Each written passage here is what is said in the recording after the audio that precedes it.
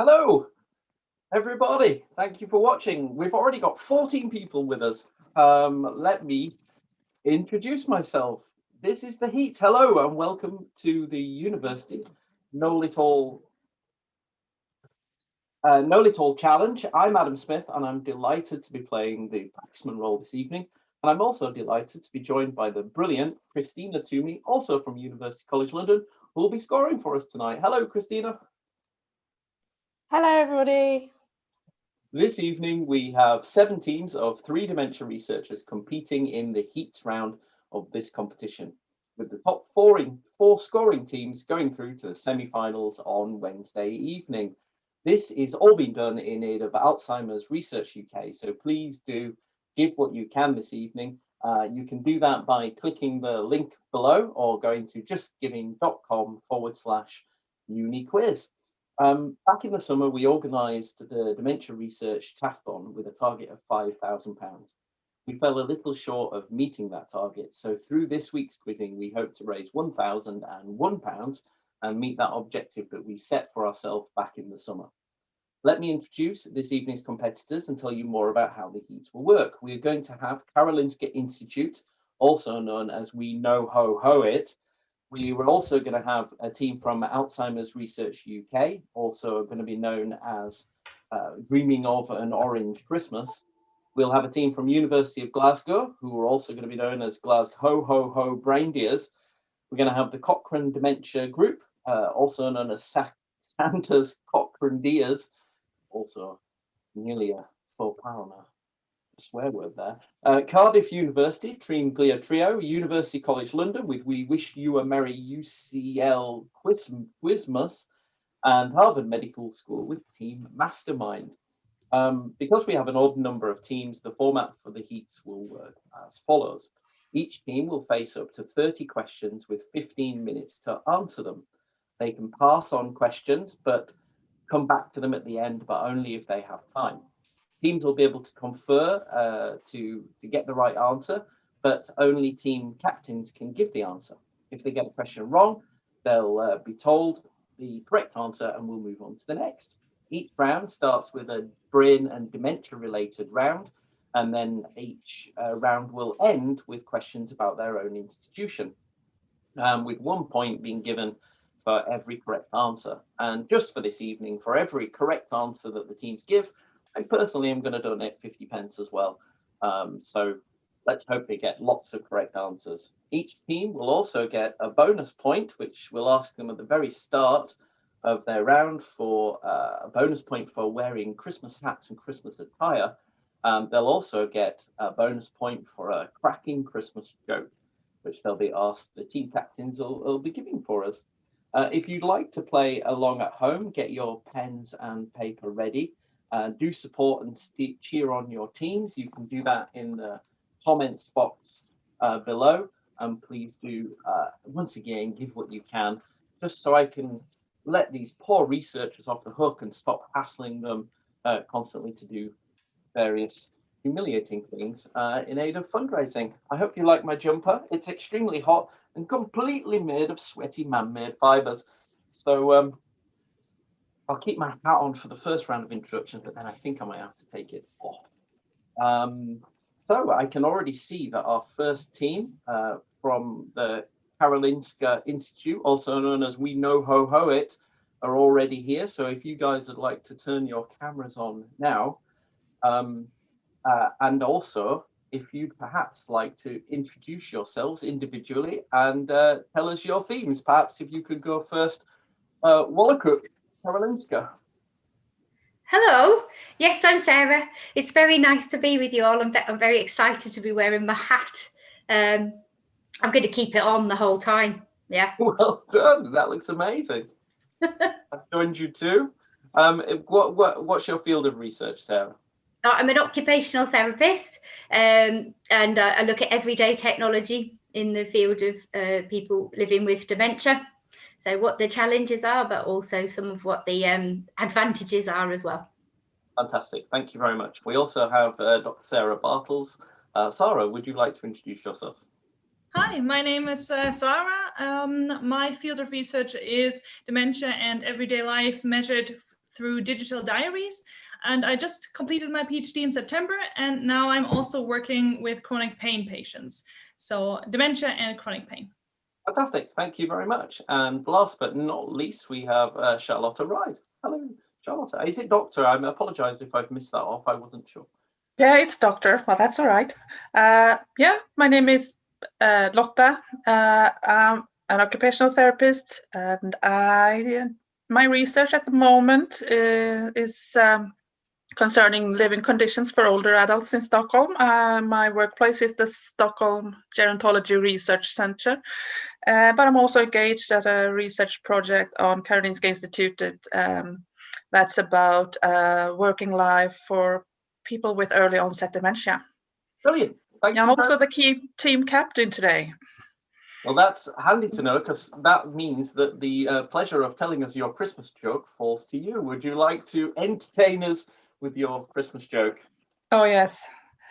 So, why did It's all in the delivery, you know. I'm sorry? It's all in the delivery. I'll do my best. Thank you for that pressure. Okay, so why did Santa's little helper see the doctor?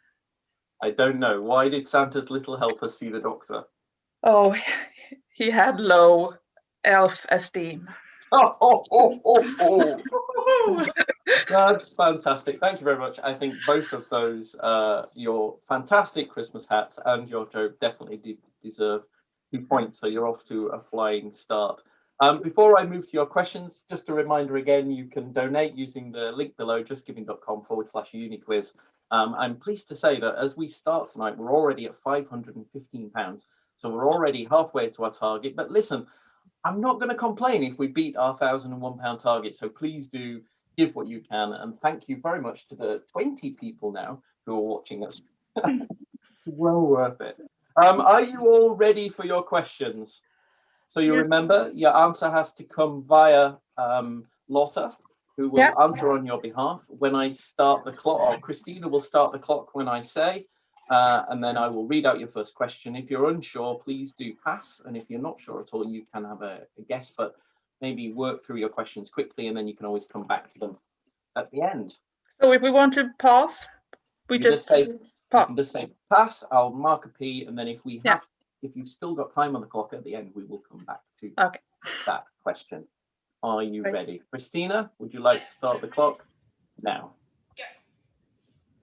Name the waste disposal system that is up to 60% more active during sleep.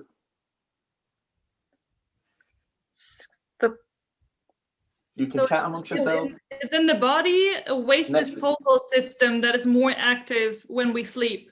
That's right. Yeah, I don't mean the trash men. Yeah. Waste disposal system, something about the kidneys or so, but I'm not sure. The kidneys slow down during sleep. Bowels, I don't know. Let's pass for now and revisit later. Yeah. Thank you very much. Next question. At what stage of life does it appear particularly important for people to keep their heart healthy to reduce their dementia risk? Middle age. I would agree with that. Yeah. Middle age is the answer. I'll give you that. It's 40s and 50s. Next question. The Wernicke-Christoph system, WKS, can cause symptoms similar to those seen in dementia. What causes the syndrome? I'm sorry, I need to hear that again. The Wernicke-Christoph system syndrome can cause symptoms similar to those seen in dementia. What causes the syndrome? It's also known as WKS, the WKS syndrome. I think it's alcohol misuse in over years, and then it's related to the liver, but it's definitely related to alcohol, but I'm not sure how precise the... okay, so let's say alcohol. Sadly, it's vitamin B1 deficiency. Okay. But that is... But that can be related to alcohol, right? Time vitamin B. Yep. Okay. Yeah. Okay. Next question. Which part of the human brain is the largest? The cortex. The cortex. The cerebrum. And question number 5. Which scientist said, however difficult like life may seem, there's always something you can do to succeed at? There's always something you can succeed at. Which scientist said, however have no difficult idea. life may Pass. seem, there's always something you can succeed at. Pass. Next question. This next three questions have got the theme Some Like It Hot. Which explorer brought the chili pepper to Europe? Europe. Where does the chili pepper originally come from? I don't know. Can be India. The big. Or Oh, South America? South America. Or No. Columbus. Columbus. I don't know. Correct. Next question. Evidence of the first known curries date back to around 2600 BC. Which civilization was cooking these dishes? Curry. civilization. Some ancient. Sufi. Sorry. Again? Sufi? I don't know. What did you say? I'm sorry. Okay. Shall we pause? India? India. Yes, say India. But it's- is that it's not the- the civilization? Right? No. The Indus. Next question. How many different varieties of chili peppers are used in the legendary Fall curry? 27. I don't know. I have no idea. Same number. Sorry, it's 12. 10. 10. Next category is capitals.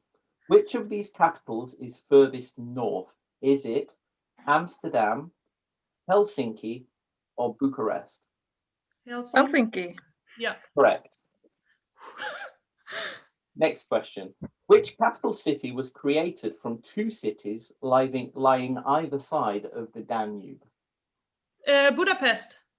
Correct. Budapest. Question Yes. 11. Okay. Doha is the capital of which Gulf Arab state? Gulf Arab state. What? Doha, Qatar. Qatar. Qatar. Correct. Qatar. Oh. Okay, question number 12. And these next three questions are about art for art's sake. Which artist famously painted his mother? Painting of a mother. Which artist famously painted his mother? Pass. No problem. Number 13. Which artist is famous for his balloon animals? Balloon animals. Pass. They're very Pass. brightly foil coloured. No? Pass. No. Okay, number 14. Leonardo da Vinci's mural, The Last Supper, can be seen in which city? Is that in Paris? Is that in the Louvre, maybe? Paris. Or, Let's say that. wait, let's discuss first. Oh, sorry. Any No. other La Fenice. But what's that in? Florence. I don't know. It could be Italy, yeah. Could say Florence. No, I'm afraid it's in Milan. Okay. Oh, that's close. Italy was closer than Paris, so that's good. Next three questions are on the solar system. Oh boy. Number 15. Which is the second largest planet in the solar system? Second largest. No. The second largest planet in the solar system. It's Saturn. Saturn. Correct. Yay. Number 16. Which planet is famous for its great red spot? Great red spot. And Red spot. Not March then. No. Because it's Mars seems too obvious, doesn't it? yeah. But I don't. Oh, Let's pick one other. Is Venus the one you see red in the sky some days? Should we say Venus? I'm not sure. We'll just go with Venus. I'm sorry, it's Jupiter. No. Number 17. What was NASA's Kepler mission from 2008 to 2018 designed to search for? This is Caterpillar. What was NASA's Kepler mission from 2008 to 2018 designed Could it be? to Could it be water Yeah, water on Mars? Mars. Oh. Mars. Oh, water on Mars. It was exoplanets. Oh. Your next, There is something about water. I'm feeling confident about the next three questions, which are on historic medicine. Why would you Yeah. say Historic medicine. Okay. Which ancient civilization was the first to use examination, diagnosis, treatment, and prognosis for medical ailments? Which ancient civilization was With the Roman, could it be the Roman? Yeah. Greek?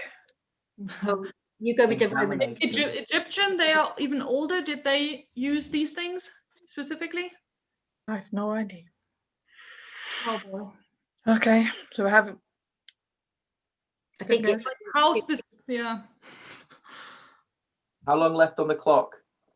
Sarah again. What did you say? you Oh, both we say can. Roman. I say Greek, but I think you both. Okay, Greek. Go with Greek. I'm afraid Sarah was right at one point. It was Egyptian. Oh, Oh, missed that bit. Sorry. Number 19. What became the anesthetic of choice after the 1840s? not alcohol. Cocaine. Cocaine. Okay, cocaine. It's chloroform. Sorry. Number 20. In which decade did tobacco first become linked to lung cancer? In what In the decade? 50s or something? Yeah. 50s or earlier? That early? Yeah. No, I'm afraid it was the 1970s. Ed, could you turn off your camera and microphone, please? Thank you. Your next three questions are on famous people in history. Christina, would you like to tell us how long is left on the clock? Just 6 minutes, just under. Famous people in history. Number 21. Which English king had 6 wives? King Henry VIII. Yeah, King Henry VIII. Correct. Number 22. Who was the first president of the United States? I don't know. I don't. Abraham Lincoln. I don't know. Probably not. Is that your final answer? George Washington? No, was he? No, he was. I don't know. No. Okay, George Washington. Which one, sorry? George Washington. Correct. Number 23. Who led the Bolshevik Revolution in Russia in 1917? Lenin. Lenin. Lenin. Correct. Your next three questions are on Christmas movies, classic Christmas movies. Number 24. In White Christmas, where is the inn that the couples tried to save? I don't understand the question. No. Can you repeat? In the White Christmas, where is the inn that the couples tried to save? I don't know. I don't understand. Pass. Number 25. In Home Alone, where are Kevin's family going on holiday when they leave him home alone? In the first one, I guess. Where are they going? Somewhere warm. Florida? They go to Disney World. Disney World. You sure? No, I'm not sure, but No. Florida. Okay. Let's go for Florida because there's a Disney World there too. Okay, Florida. I'm afraid it's New York. Oh. Oh. No, Paris, rather. Paris. The answer's Paris. Oh. Disney. Oh. New York was the second movie. Mm. Number 26. How many couples does the story follow in the Richard Curtis film Love Actually? How many couples? Oh, At least 3. How many couples does the story follow in Love Actually? How many okay. people are there? I think it's 6 people, so 3 couples. Okay, with Was it- 3 couples. Let's try. Yeah, 3. I'm afraid it's 8. Oh, couples. Oh, okay. Okay, your last question. We're on number 27 now. Your final 3 questions are about Sweden and the Karolinska Institute. So number 27. According to Wikipedia, what year was the Karolinska Institute founded? 1810. 1810. Correct. Next question. What is the motto in English or Swedish of the Karolinska Institute?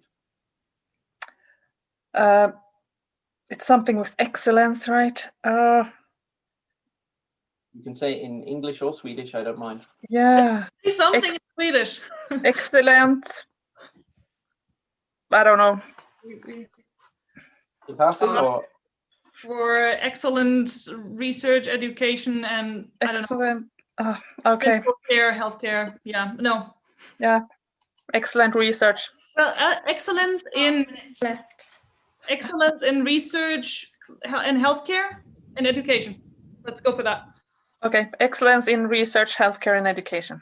No, I'm afraid it's to improve human health. Oh, that's Number not 29. very excellent. Okay. Who is the current rector of the institute? It's Ole Ole Petter. What the fuck? Sorry. Ole Petter Ottesen? Is it Ottesen? Ottesen. Ole Petter Correct. Yeah. Question 30, your last question, unless we get back to your past. What is the name of the bridge that joins Denmark and Sweden? I'm sorry. Again. The Örebrons bridge, the bridge to Denmark. What's it called? What's the name of the bridge that joins Denmark and Sweden? Öresundsbron. Correct. Coming back to the first question you passed on, which is name the waste disposal system that is up to 60% more active during sleep in the human body. I don't know. Isn't it? Could it be the liver or not the bowels or not the kidneys? Or What did you say, Sarah? Brain. brain? Yeah, let's go for brain. Okay, brain. I'm afraid it's the glymphatic system. Mhm. You passed on question 5, which is which scientist said, however difficult life may seem, there's always something you can do to succeed. Albert Einstein? Tesla? Albert Einstein. Or Tesla? I'm afraid it was Stephen Hawking. Good. You passed on which artist is famous for his balloon animals? Still don't know what. I don't know. I don't have it in front of my next one. I'll pass on that one again. In White Christmas, where is the inn that the couples are trying to save? In White Christmas, is that the Oh, an inn. That's okay. I have no idea. Bethlehem. I don't know that one. Pause. I'm afraid that's all the questions you passed. That we can come back to over them again. What's the time on the clock? 10 seconds. Okay, I think we have. balloon animals. Do we know any artists with balloon animals? No. No. Okay, Okay. that's it. So in the end, you passed on 2 questions. Those were which artist is famous for his balloon animals? Is Jeff Koons. And in White Christmas, where is the inn that the couples are trying to save? Is in Vermont. Okay. I now am going to post to you on here your tiebreak question is going to appear in the chat box. Right. I'm going to send that to you now. If you'd like to have a guess at your answer and post that back in the chat box as well. While you're having a little think about that, I'm just going to remind everybody to the reason why we're quizzing this evening is to raise money for Alzheimer's Research UK. You can donate at any point during the chat tonight, or of course over the course of the week. You can go to justgiving.com/uniquiz or click the link below. If you're also just joining us tonight, the full schedule of who's going to be joining us and the different teams over the evening is also available in the chat box below as well. So thank you very much. Would you like to have a guess at your answer so we can move along? You have to type something in. Okay, we discuss it. You have to have a guess.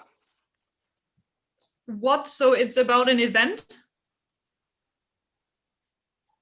I'm afraid I can't clarify. The question is there as printed. Yeah. Okay. While they're finishing that off, I'm afraid I'm going to have to rush you now to just put a number in there. Okay, so I'm putting it in. Right. Yeah, put your number in there. If we get to the end and there's a tie-break question, we'll be using these to decide who goes through. Christina, can I ask you what the final score is so I can mark that up on the board? You got a grand total of 16. 16, congratulations. That's a really good score. 16 out of 30 for the Karolinska Institute, also known as We Know Ho Ho It. with Charlotta Ride, Sarah Bartels and Sarah Walcook. Thank you very much, the three of you, for joining and competing tonight. Watch back at 10 o'clock to see if you're through to Wednesday's semi-finals, and I'll say goodbye to the three of you now. Thank you so much. Bye. Thank you. Bye. So far. And we move rapidly on as we're trying to keep the schedule to our next team this evening. Our second team comes from Alzheimer's Research UK, also known as Dreaming of an Orange Christmas. And we have Katie Stubbs, Katie Cochrane, and Ed Pinchers from AR UK. Hello, everybody. Could I maybe start with your team captain, which I assume is you, Ed? No? Who is the captain? Oh, Ed is Dr. Stubbs takes me. Katie, are you captain? Apparently so, yeah. Could I ask you to just introduce yourself first? So I'm Katie. I work in public engagement at Alzheimer's Research UK. So that's trying to open up research to the public, create opportunities for discussion and dialogue. And I used to be a scientist, so I'm hoping that we are not too up a creek without a paddle tonight, and I could actually help the team. Brilliant, thank you very much. Katie?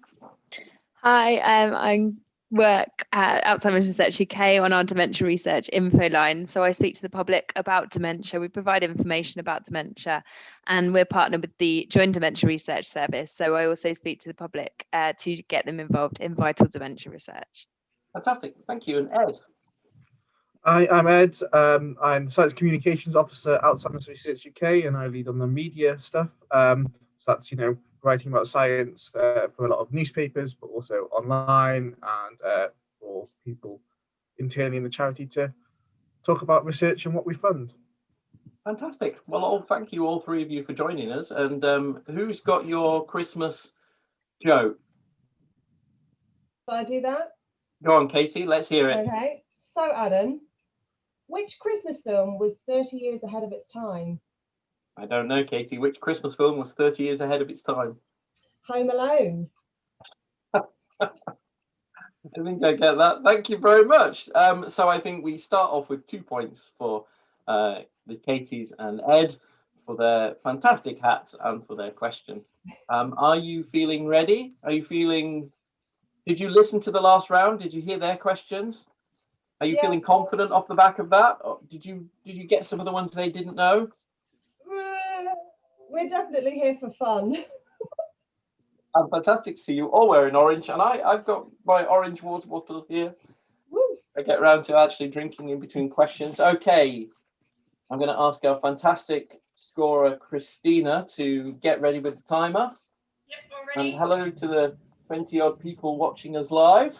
Quick update on the score. I think we've had a donation. We're up to £525, so thank you very much. Keep the donations coming. Right, get ready. Start the clock. Now, first 5 questions are about dementia and brain and science. Question 1.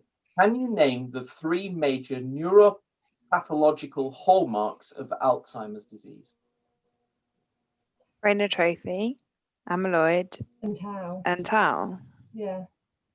As defined in the dementia guidance, it's amyloid plaque, neurofibrillary tangles, and neurodegeneration. We said that, in other words, we said that in lay terms, Adam. I think we'll give them that one. Question number 2. Abnormal deposits of which protein in the brain are associated with Lewy body dementia? Looking for the protein, not the word Lewy body. That would be alpha-synuclein. Correct.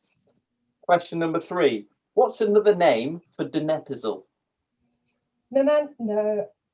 cholinesterase inhibitor or Aricept. Aricept, yeah. Aricept is correct. Question number 5. Who said, by life, we mean a thing that can nourish itself and grow and decay? Which famous science person said, who, by life, we mean a thing that can nourish itself and grow and decay? Could it be, I don't know, Richard Dawkins maybe, or something like that? Are we all thinking Maybe like Einstein? my life. Who like Darwin, maybe. Darwin or Dawkins or something biology. Oh, I don't care. Let's say Darwin. Let's just move on. I'm afraid it's Aristotle. Oh. I realise I've missed out a question, which is which part of the brain plays a major role in emotions and behaviour? Frontal lobe, frontal temporal lobes. But the bit in it, the amygdala. Have I made that up? Which part of the brain plays a major role in emotions and behaviour? Just say frontal No, I lobe. want to. Oh. Amygdala. It's the limbic cortex. Well, we weren't going to get that, were we? Your next three questions are about tea and coffee. Tea and coffee. Question Right, number we two. drink those. In what country did coffee drinking originate? Oh. So think about the big coffee producers like Colombia, Kenya. Ethiopia. They make good coffee. But it's a huge export of Colombia and South America. So I'll say South America. That's the Colombia. I'm afraid it's the Yemen. Question number 7. Which two countries claim to have invented the flat white? Flat white. Which two countries? Two countries both try to claim credit for it. Which two countries claim to have invented the flat white? I mean, one is probably going to be the US because they like to claim invention of lots of things. And then maybe Italy. No, but then it surely would have like a proper Italian name like cappuccino if it was Italy. Should we say, because it feels like a really like British American thing to go, oh, I like coffee but flat on top. I'd say maybe Britain, America. Yeah, we're going for the UK and the US. I'm afraid it's New Zealand and Australia. Question number 8. Tea is the second most consumed liquid on Earth after water. True or false? I think true. Probably. I've Yeah. seen how much Tom drinks. Like, it's got to be true. China. It's Are huge. you a tea drinker, Tom? Oh, okay. China drinks a lot of tea. So are you saying, is it just true or false that tea is... True or false, tea is the second most consumed liquid on Earth after water. True or false? I say true. Yeah, true. Correct. Question number 9. The next 3 questions are on Christmas movies again. Number 9. In the Muppet Christmas Carol, Kermit the Frog plays the part of which Dickens character? He's the one who works for Scrooge, isn't he? Bob He's like, Cratchit. yes, that's it. What did you say? What Ed Bob. said? Bob Cratchit. Would you, Team Captain, like to confirm that? Yeah, Answer can only come from Team Captain. Bob Cratchit is correct. Yeah. Number 10. In Planes, Trains and Automobiles, Del Griffith is a salesman who sells what? Have you seen it? No, I've no idea what you're on about. If you're playing along at home, maybe you know the answer to this question. In Planes, Trains and Automobiles, Del Griffith is a salesman who sells what? Would you like to pass? Or have a guess? Yeah, we'll come back to it maybe. Okay, question number 11. Which 2006 film sees Kate Winslet and Cameron Diaz swap Christmases and meet new romantic partners Jude Law and Jack Black? It's The Holiday, part of which was filmed in my hometown in Godalming, and they went to Waitrose. Correct. I don't know about the other part, but The Holiday is correct. The next 3 questions are a hop through history. So question number 12. Which of these is the odd one out as it was invented after 1800? The postage stamp, printing press, or the telescope? Which of these is the odd one out as it was invented after the year 1800? Postage stamp, the printing press, or the telescope? I'm going to say like Postage. the stamp. Yeah, postage I think stamp. it's No. that- There's a quick question about I did the other day, and it's been around forever. Postage stamp since like Elizabethan times. Printing press was invented. That was early, wasn't it? We've had Was books. it though? Yeah, no, it was printing press. That was like 5th Tudor. So I reckon telescope. Trick question. Telescope. Yeah. Okay, telescope. And no, it's the postage stamps. Number 13. It was the opposite. Where was gunpowder invented in the 9th century? China. Correct. Number 14. Before 1600, which of these would have been familiar to people in Europe? So before 1600, which of these would have been familiar to the people of Europe? Chocolate, sweet corn, tomatoes, or none of them at all?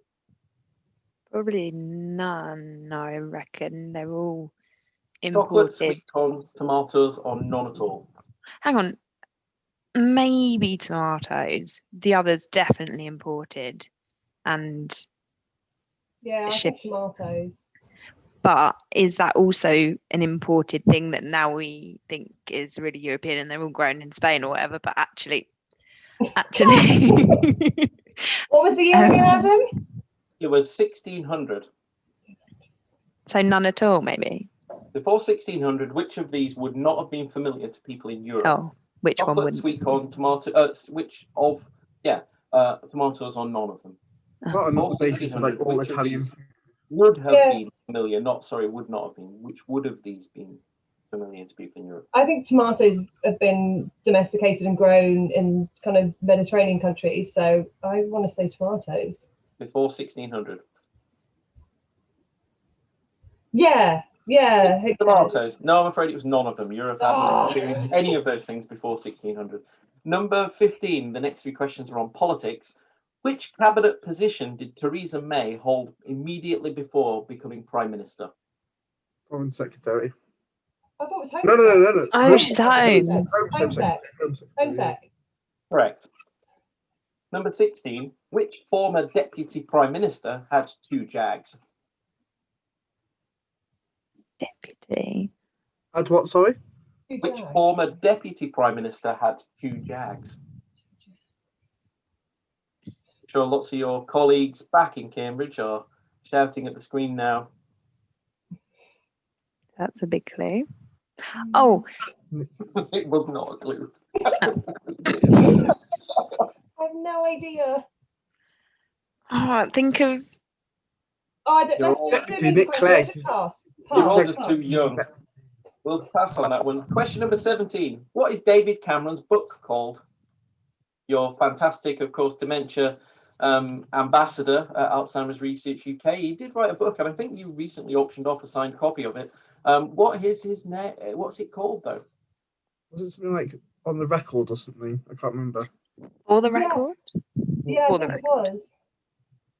For the record. Katie. Go with that, Katie, yeah. For the record. Correct. that was close.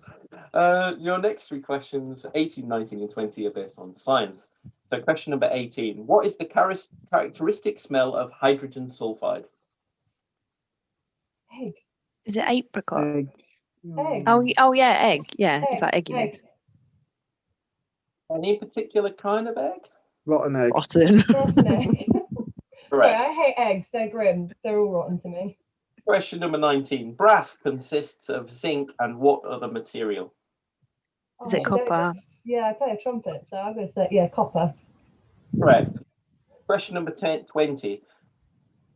Callisto and Io are moons of which orbit which planet? Callisto and Io are moons which orbit which planet? Doesn't Jupiter have quite a lot of moons? Yeah. Or Saturn? Saturn. I want to say Saturn. I don't know why. Yeah. Saturn. I'm afraid it's Jupiter. How long on the clock? Christina? 4 minutes. 4 minutes. Right, we've still got a few questions to get through. Food and drink, 21. What is the American name for a beer to which a shot of whiskey is added? What is the American name for a beer to which a shot of whiskey is added? The depth charge. Something like that. Go for it. Depth charge. I'm afraid it's a Boilermaker. Number 22. What are the 2 main ingredients of butterscotch? Isn't one of them alcohol? No. No, bakers out not there, this is- brandy. Butter and cream. Butter and cream. It's butter and sugar, I'm afraid. No. 23. Budweiser beer was originally brewed in which country? US now, isn't it? But I don't know what. Maybe Germany. Weiser. Czechoslovakia. Weiser. W-E-I-S-E-R. Yeah, I say Germany. I'm afraid it's the Czech Republic. I said the Czech Republic. The next 3 questions are on art. How many soup cans feature in the famous 1962 work by Andy Warhol?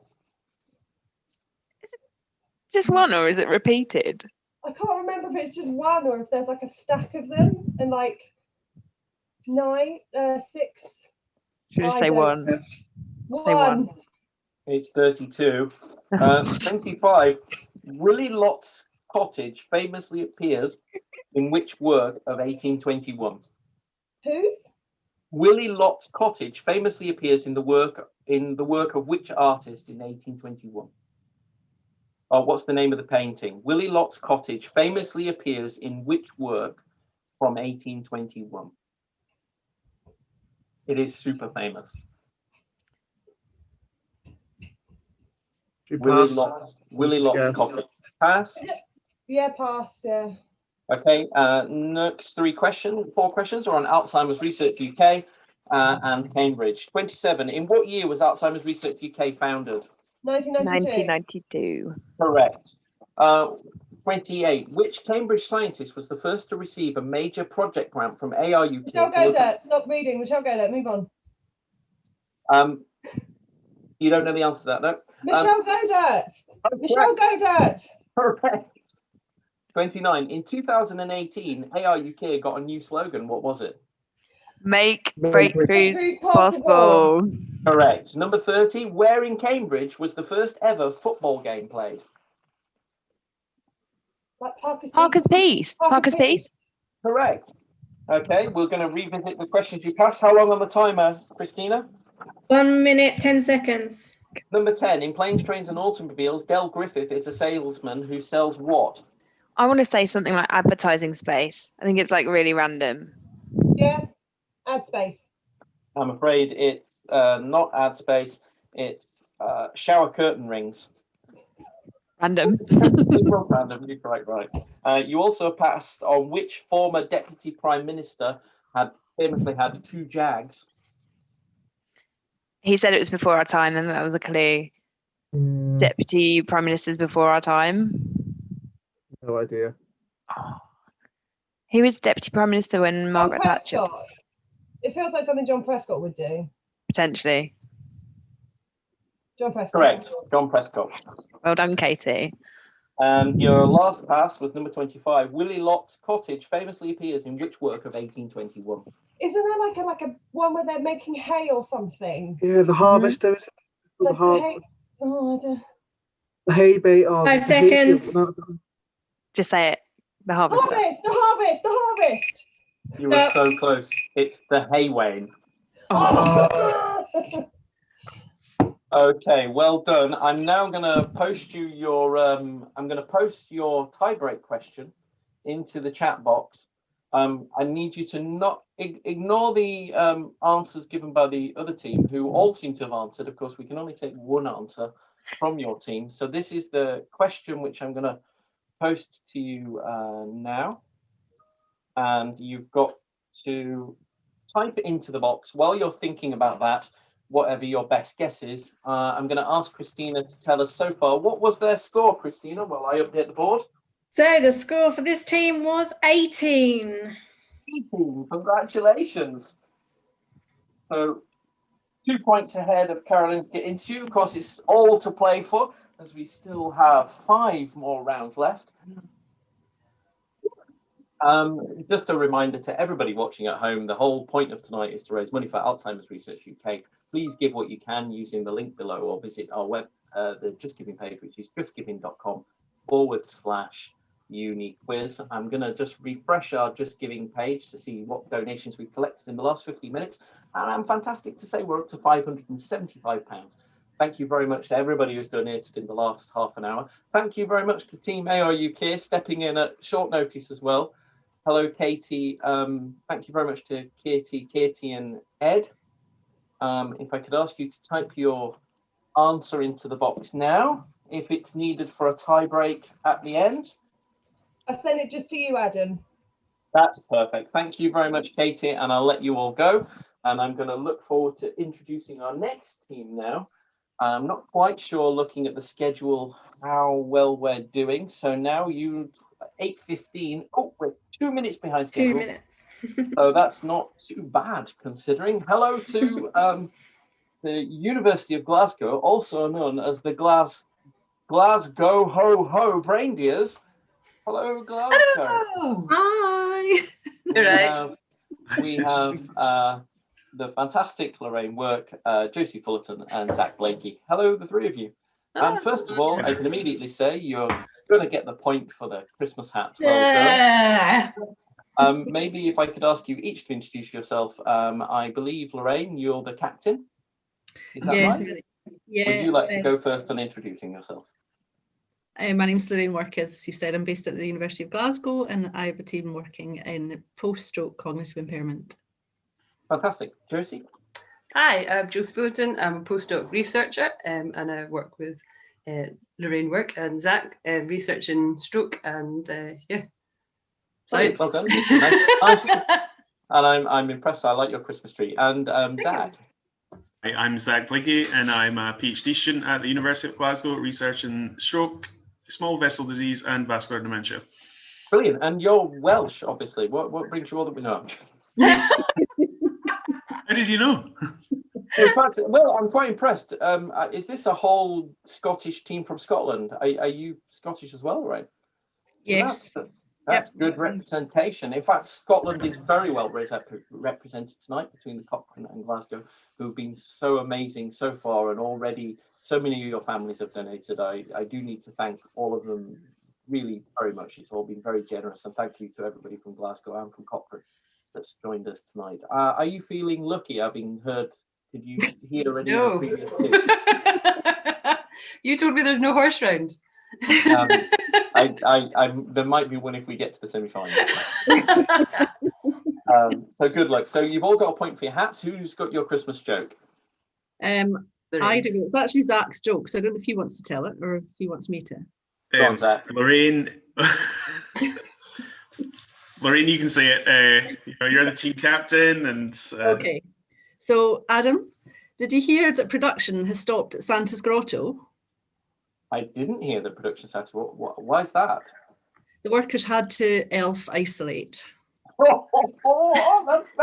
That's genuinely really good. If I could give you more than 1 point, I would. That's very pertinent right now, but I'm afraid I've only got 1 point at my disposal. But you never know. There might be a clue in it for you along the way for your PhD in Stoke. Are you ready? Fingers on the buzzers. No, there's no buzzers. That's next. That's Wednesday. Are you ready with the score, Christina? Yeah, fantastic. good. Okay, get ready. Your first 5 questions are on dementia, the brain, and science. Question number 1.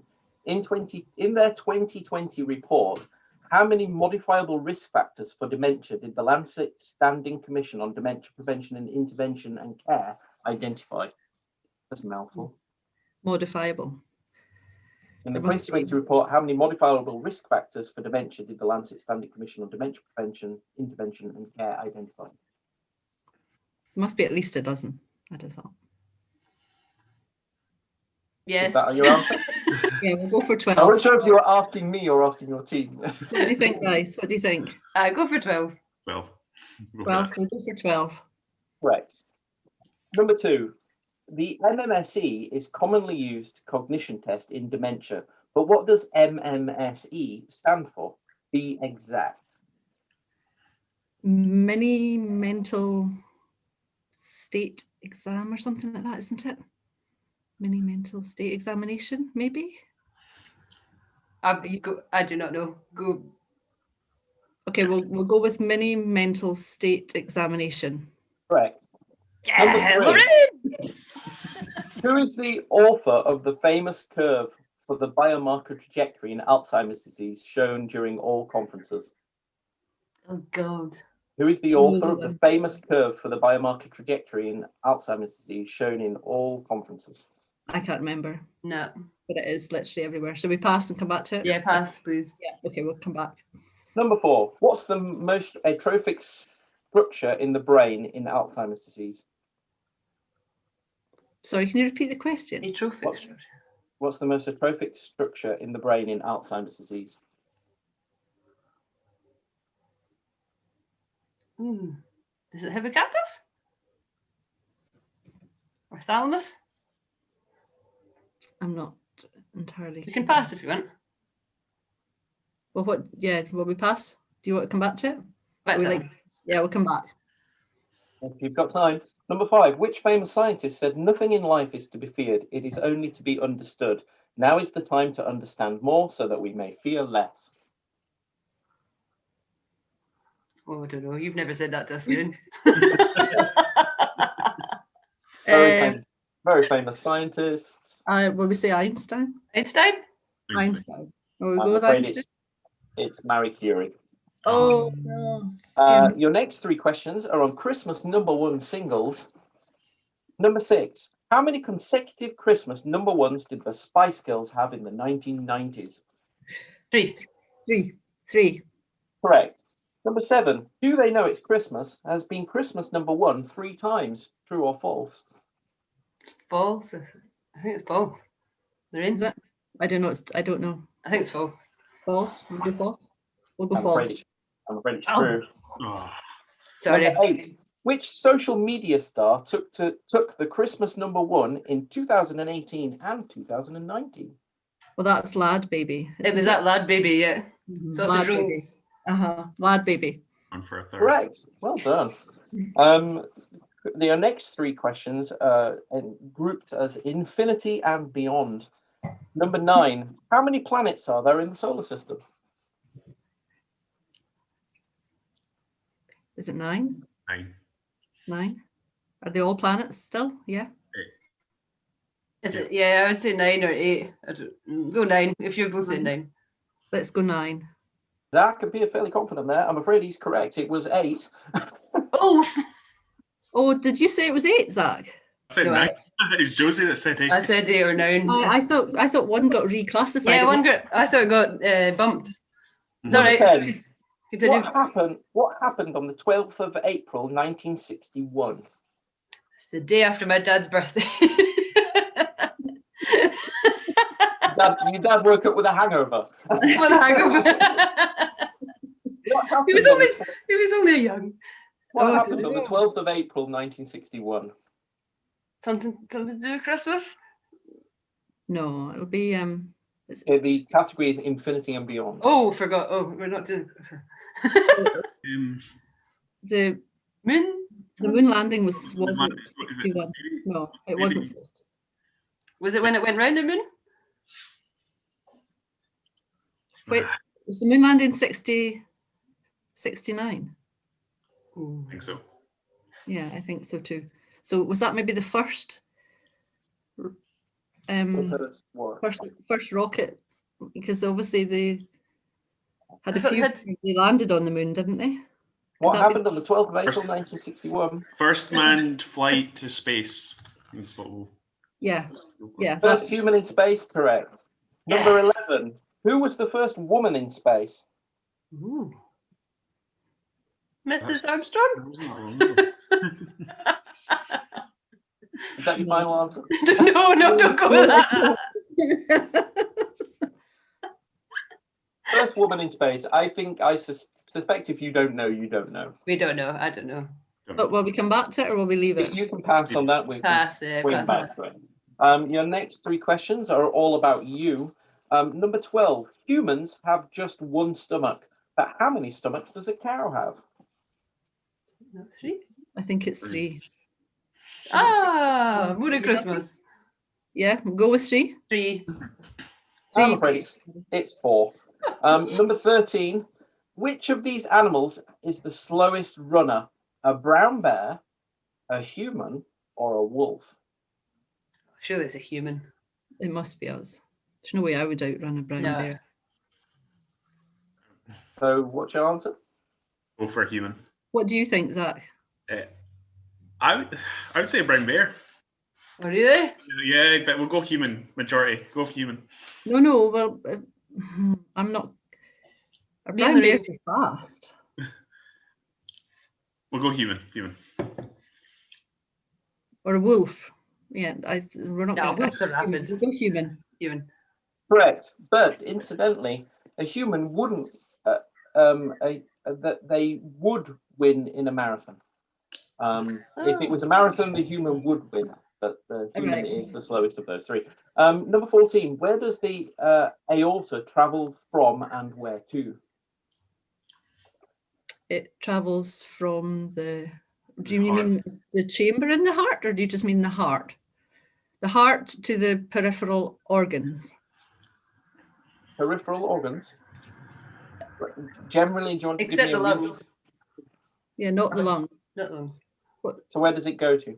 The rest of the body. The Rest part of of the the- body that you might describe that part of the body as. Okay, I'm going to give you a half point for this. It's the heart to the abdomen. Next three questions, modern films.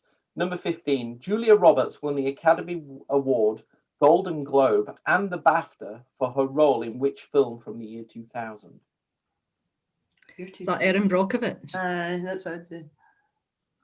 That's the one about the poisoning, isn't it? Lawyer. Yeah. Yeah. Is that your final answer? Which Yeah, represents yeah, herself. Brockovich, yeah. Correct. Number 16, which Rolling Stone appears in the Pirates of the Caribbean films? Keith, what's his name? Richards? Uh-huh. Keith Richards, is it? Yeah. Okay, Keith Richards. Correct. Number Okay. 17, who directed Titanic, Avatar, and the Terminator? James Cameron. James Cameron. Sure. James Cameron. Yes, Zach. Correct. How long left on the clock, Christina? 2.5 minutes. Art.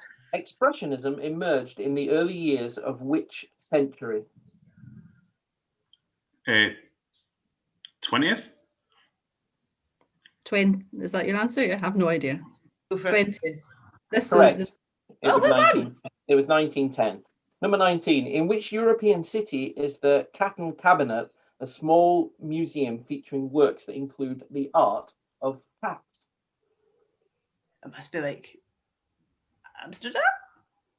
yeah, probably some weird. Do you have any ideas, Zach? No. Let's go with that. Amsterdam. In which Amsterdam. European city is the Cochrane Cabinet, a small museum featuring the work of art that includes cats? Amsterdam, correct.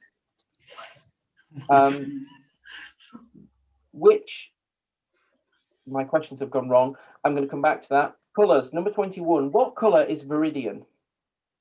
Viridium. Viridian. Viridium. Is it red? It sounds red. Viridium. I don't know. What do you think? Go with that. Yeah, you happy to go with red? Red. Red. Sorry, it's green. The question I missed from a moment ago, which painting was famously slashed by suffragette in the London's National Gallery? Ooh, I don't know. I don't know. Pass. Either. Pass. We'll come Pass.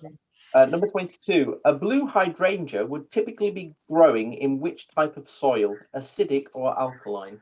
Oh, Alkaline. Alkaline. Go for it. Alkaline. I'm afraid it's acidic. oh no. I just threw it for it. Number 23. Which Indian city is known as the Pink City?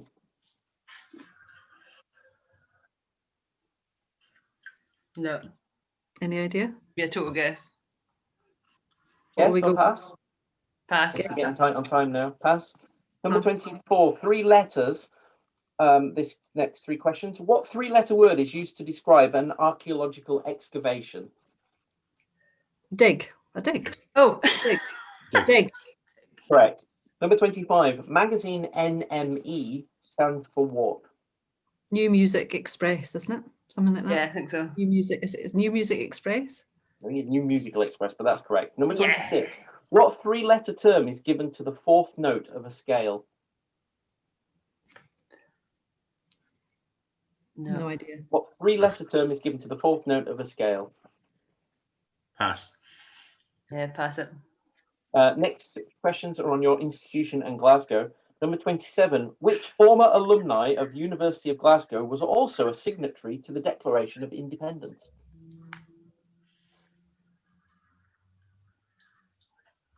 Declaration Go of back to the cat cafe questions. Well, that might be, I don't know. Yeah, pass. Don't know. Pass. Number 28. The University of Glasgow was founded in 1451 by a charter signed by which pope?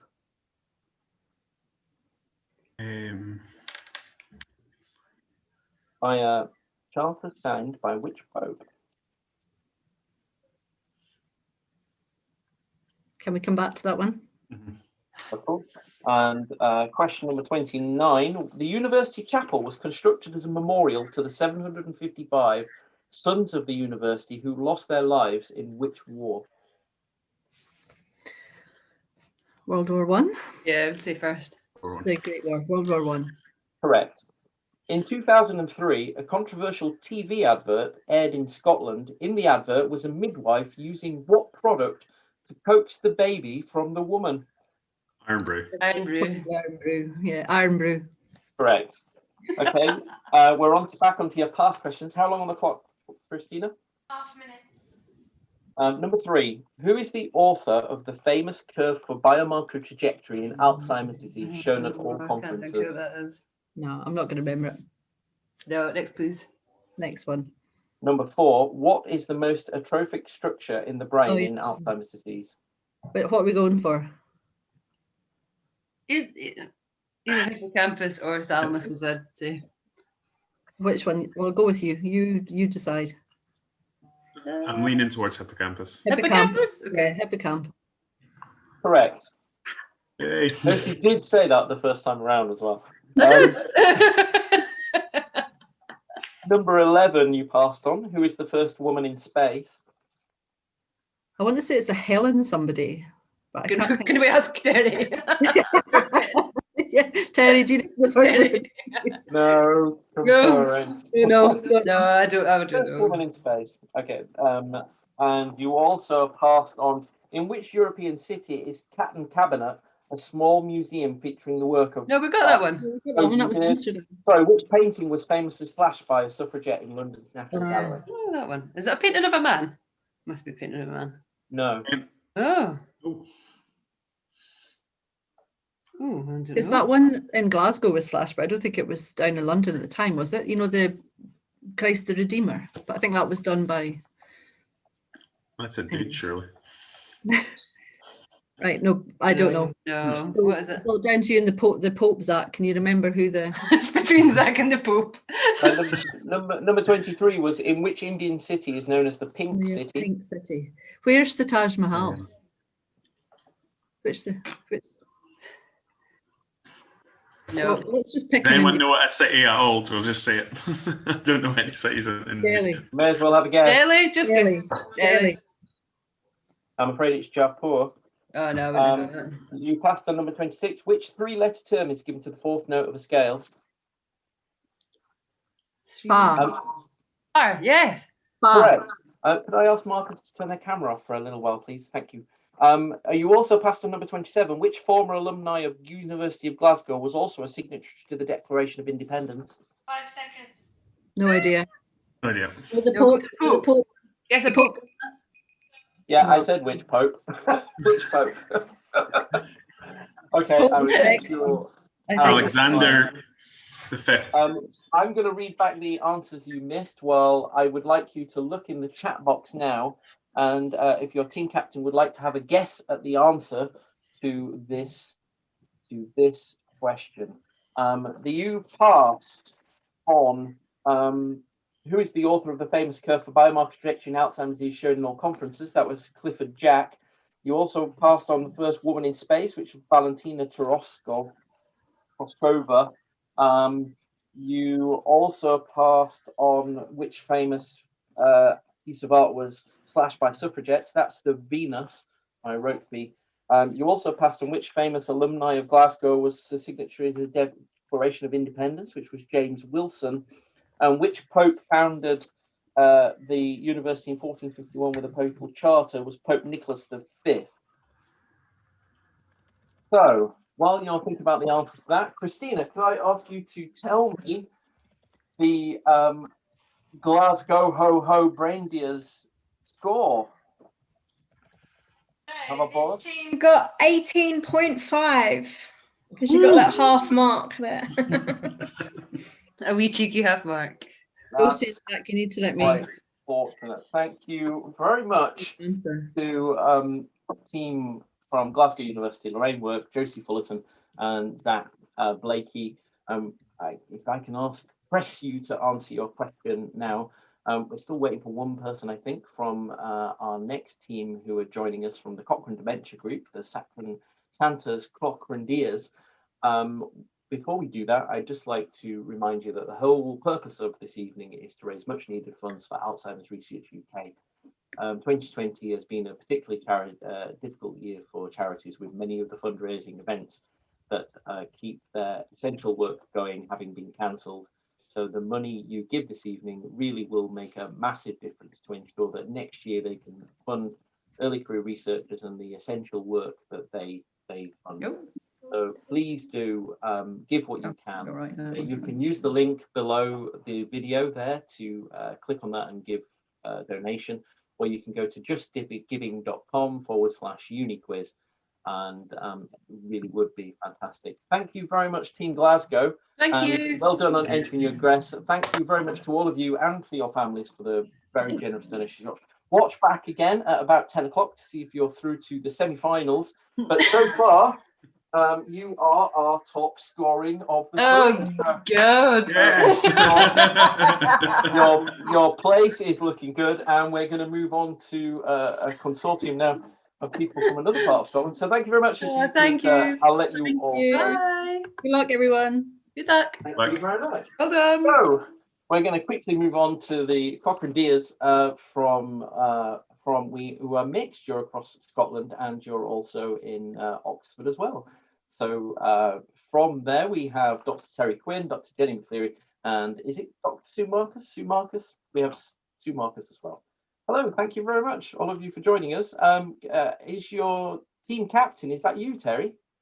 It's going to be me. I'm going to take that responsibility tonight. Brilliant. In that case, first of all, I'm going to congratulate you on your hats and give you a point. I think I'm particularly impressed by yours, Sue. That's amazing. Is that looks genuine? Kazakhstan Christmas. It looks like genuinely like something that would keep your head warm as well. keep the 2 brain cells that are in there from falling out. Well done. Terry, could I ask you guys to very quickly introduce yourselves? I'm conscious we're running a little bit behind schedule, so I'm going to try and catch up. So I'm Terry Quinn. I'm a doctor and a researcher from Glasgow, and with Jenny, I'm one of the coordinating editors of Cochrane Dementia. Thank you very much. And how about Jenny? Jenny, yes, hi, I'm Jenny. I'm a psychiatrist, mainly a clinician looking after people with dementia, and I work in the Cochrane Dementia Group with Terry and Sue. Great. And Sue? I heard the academic cats of the Cochrane community who produce the systematic reviews on dementia for our group. Brilliant. Thank you ever so much for joining us. I know you're all busy, and it looks like you're still at work, Terry, as well. So we'll crack on and get straight in. Are you feeling confident? Have you had a chance to see any of the others rounds? Yeah, watched a couple. Yeah. Not feeling confident though. Eyeing up the competition. The Glasgow team did very well there, I thought. Did you know I think they had help. Okay, I'm going to crack on. Are you ready with the clock, Christina? What about Terry's joke? A joke. Terry's joke. Oh, sorry, I apologise. Terry, come on, give me a joke. Okay, so we're going to go for a medical theme here. Adam, I've just had to treat a man that ate a Christmas tree. It was the worst case of tonsillitis I've ever seen. Okay, yeah, that's worth a point, definitely. Well done. So you're starting around on 2 points. So is everybody so far? I'm very impressed. Okay, question number 1. We're going to start the clock now. First questions are on dementia. Number 1, which dementia drug is commonly used to treat more severe Alzheimer's? That'll be memantine.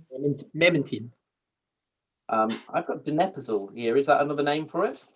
It's not true. It's wrong. I refer you to the Cochrane review on that topic. I was going by the website. Do you know what? I'm going to give you that one because I think you're right, having heard that. Number 2, according to the WHO report from 2015, how many people worldwide are estimated to have dementia? The WHO report from 2015. I read this in every single review and I can't remember the number. 74 million. Something like that. Or that might be the projection. Let's go with that. 74 million. I'm afraid it's 50 million. Oh. Number 3, Huntington's disease is a progressive brain disorder caused by a single defective gene on which chromosome? Oh. It's a trinucleotide repeat. It is 18. Is it? I don't know. Guess 18. No. Let's go for 18. I'm afraid it's 4. Number 4, roughly speaking, how long can the brain survive without oxygen before it begins to die? Oh, it'll be minutes, if even that. 3. Depends what you mean by begins to die. I mean, You have it could take a long time to die, but it could start quickly. Well, the brain begins to die at this number of minutes. Between these two numbers, I'll give you any of the, if you get between these two 3. numbers. 3. We're going to go for 3. I'm afraid it's 4 to 6 minutes before the brain starts to die. Don't worry though. I prefer your answer if I was in if you were resuscitating me. Question number 5. Which famous scientist said, "Never memorize something you can look up"? Someone that had shares in encyclopedias. Never memorized me. And this was before the internet. Never memorize something you can look up. Einstein? Who did you say? Einstein. Yeah, everyone else has said Einstein to this question. They've all been wrong. So someone has got to be right. Albert Einstein. It is correct. And yes! I did consider making every one of those on Einstein because there's so many quotable things from Einstein. All right, your next 3 questions are on technology. Number 6, the adverts for which TV service featured comedian Johnny Vegas and a knitted monkey? The adverts for which TV service featured a comedian Johnny Vegas and a knitted monkey? Plusnet? Amazon Prime? No. I'm informed by the teenager that that's wrong. Talk? Well, it might be Talk.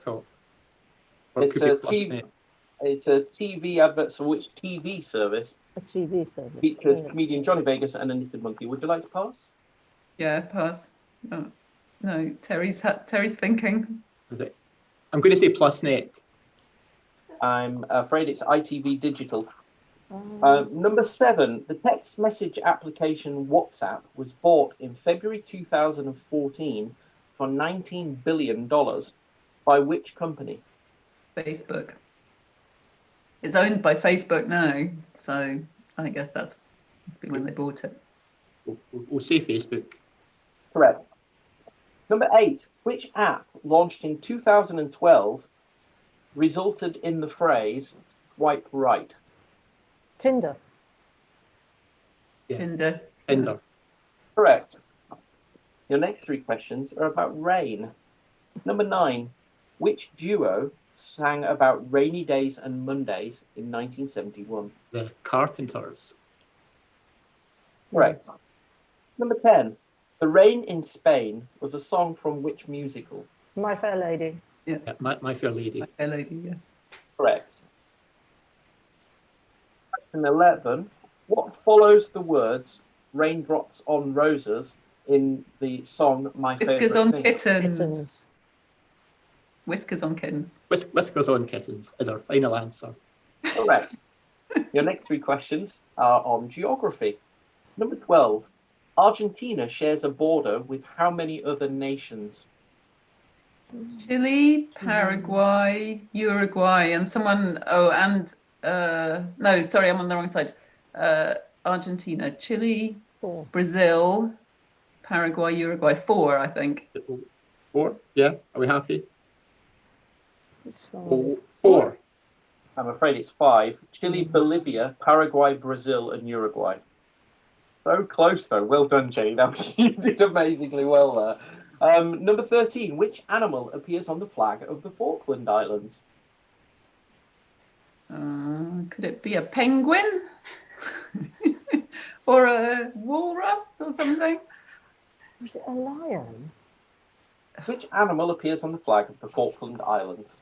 I've got no idea. So I like your lion idea. So, Well, I was thinking British lion because it's a British flag. Oh, yeah, they're a bit jingoistic, aren't they? we're going to say lion. I'm afraid it's a sheep. Welsh, it had to be a Welsh sheep. It was a good guess, wasn't it? I immediately went, before I'd read the answer, I thought sheep, and then I thought, no, it will be that. Number 14, which US state lies immediately south of Utah? That's hard.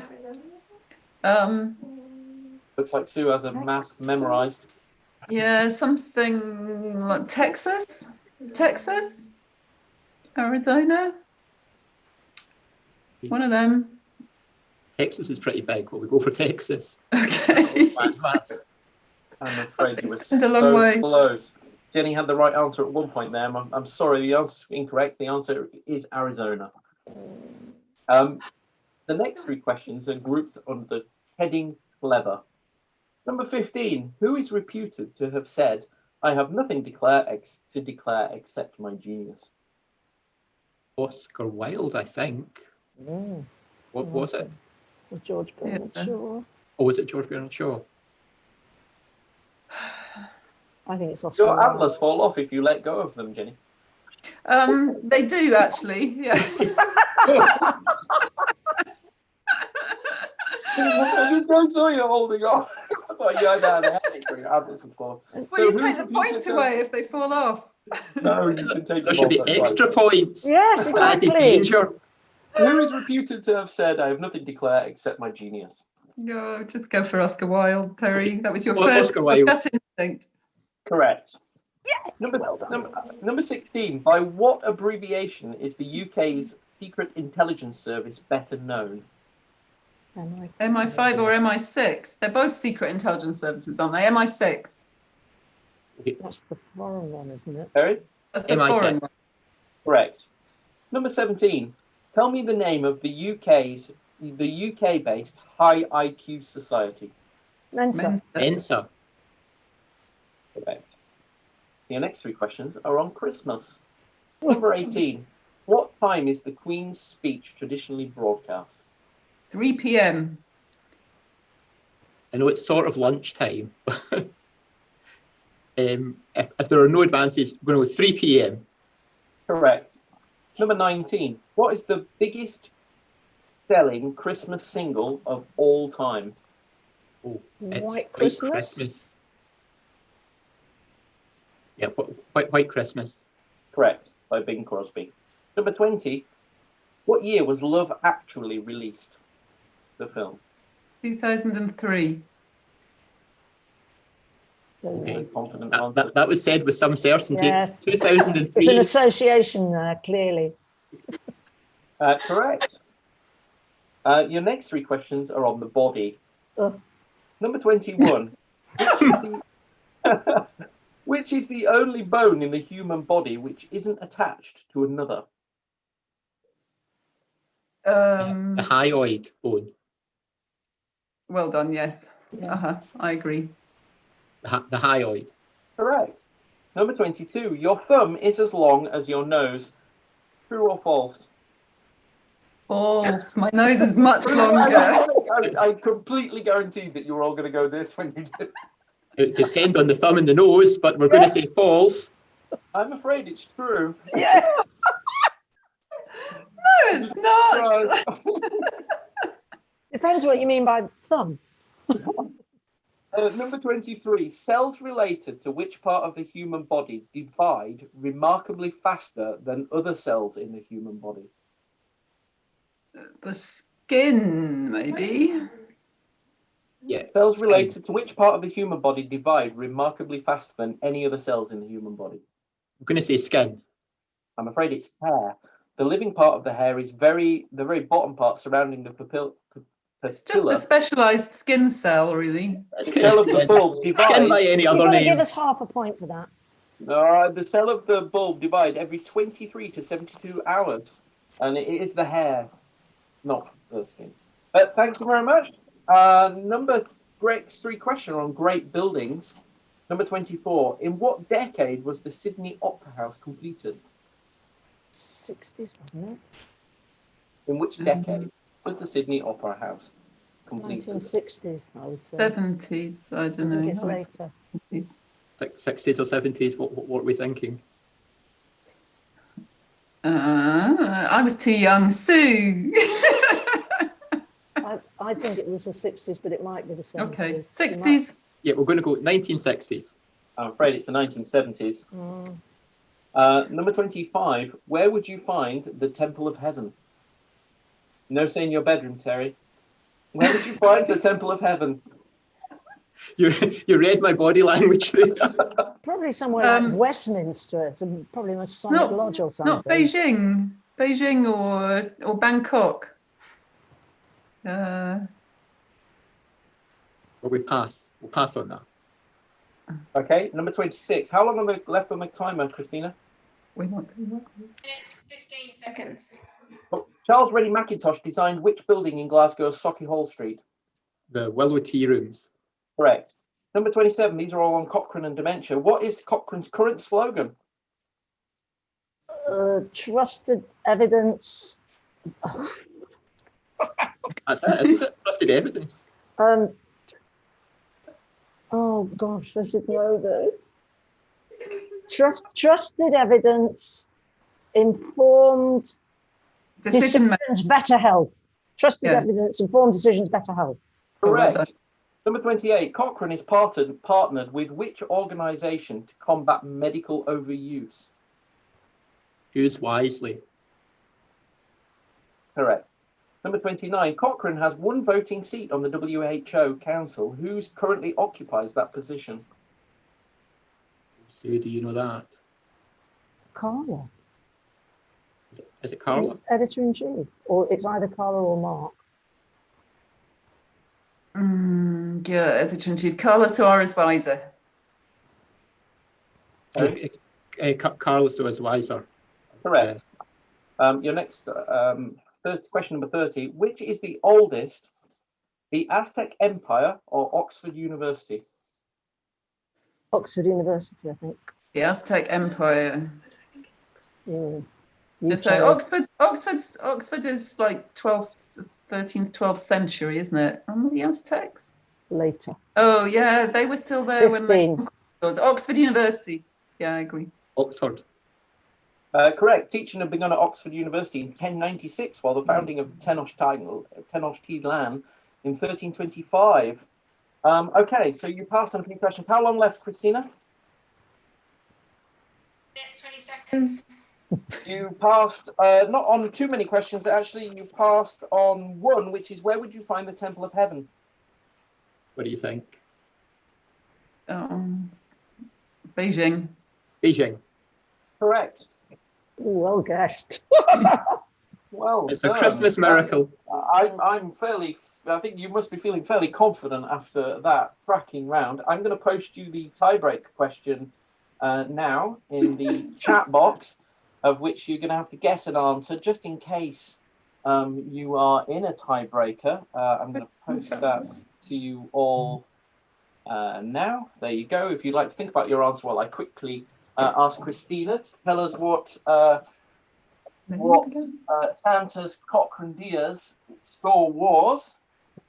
Scored 22. Yeah! Well done. 22 for a possible 32. I think at this stage that guarantees you through to the semi-finals.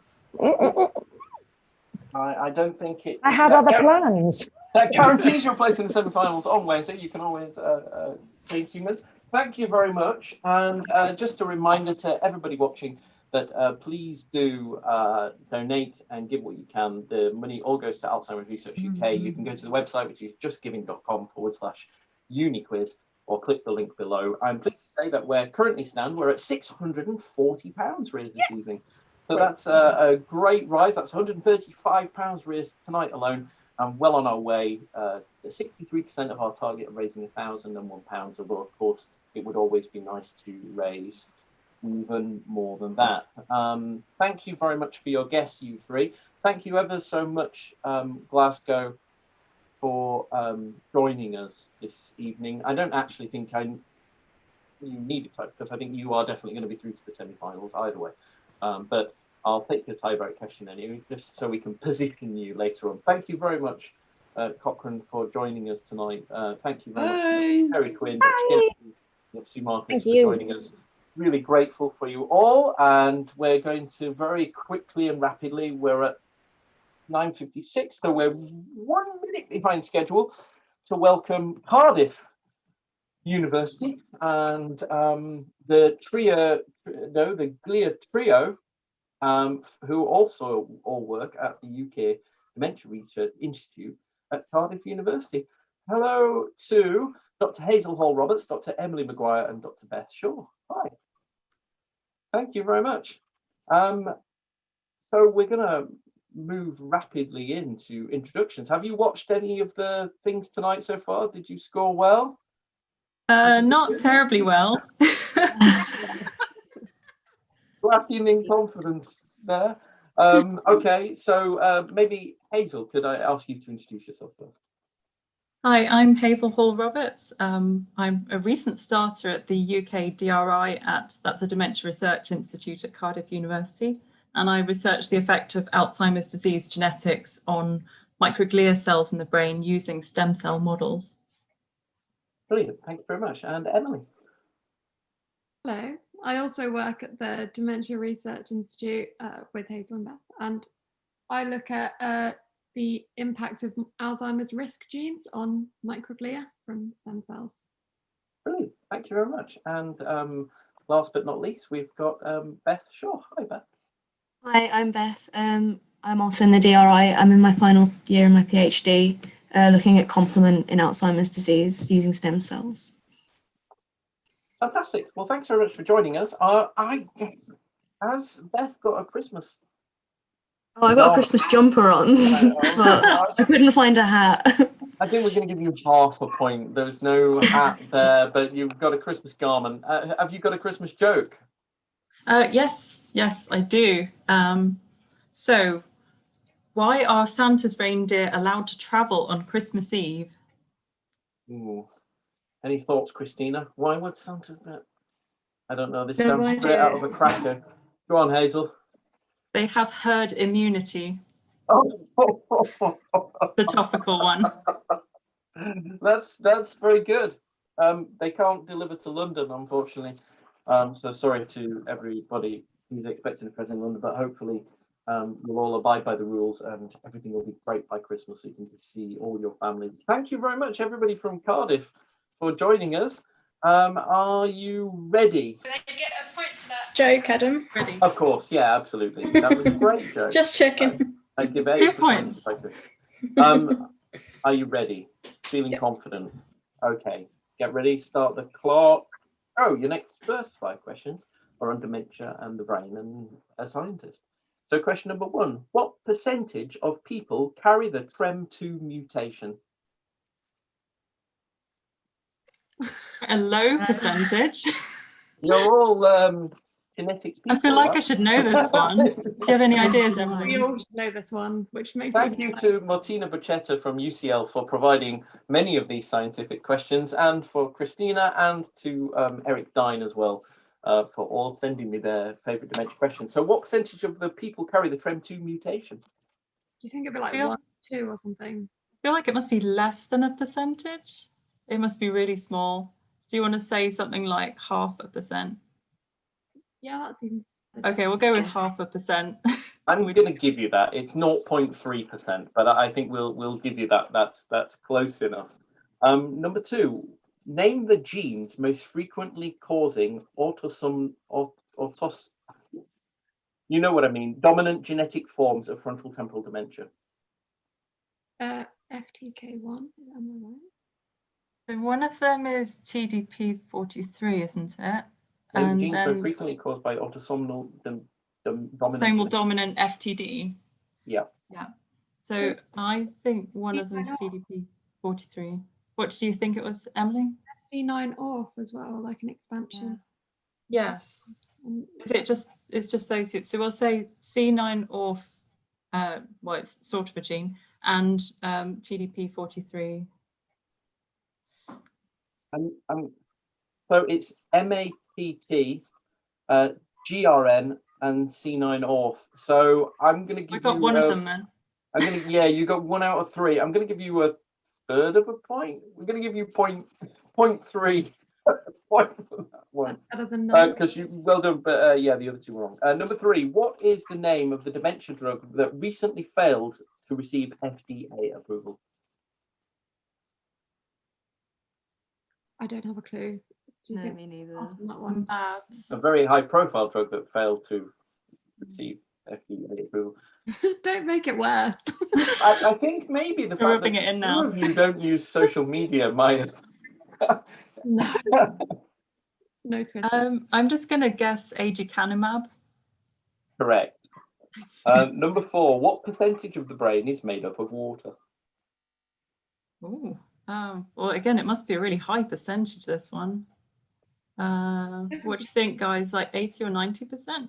70% of the body is water, right? Is it? In which case, the brain must be, but the brain's got maybe more water. We'll say 70.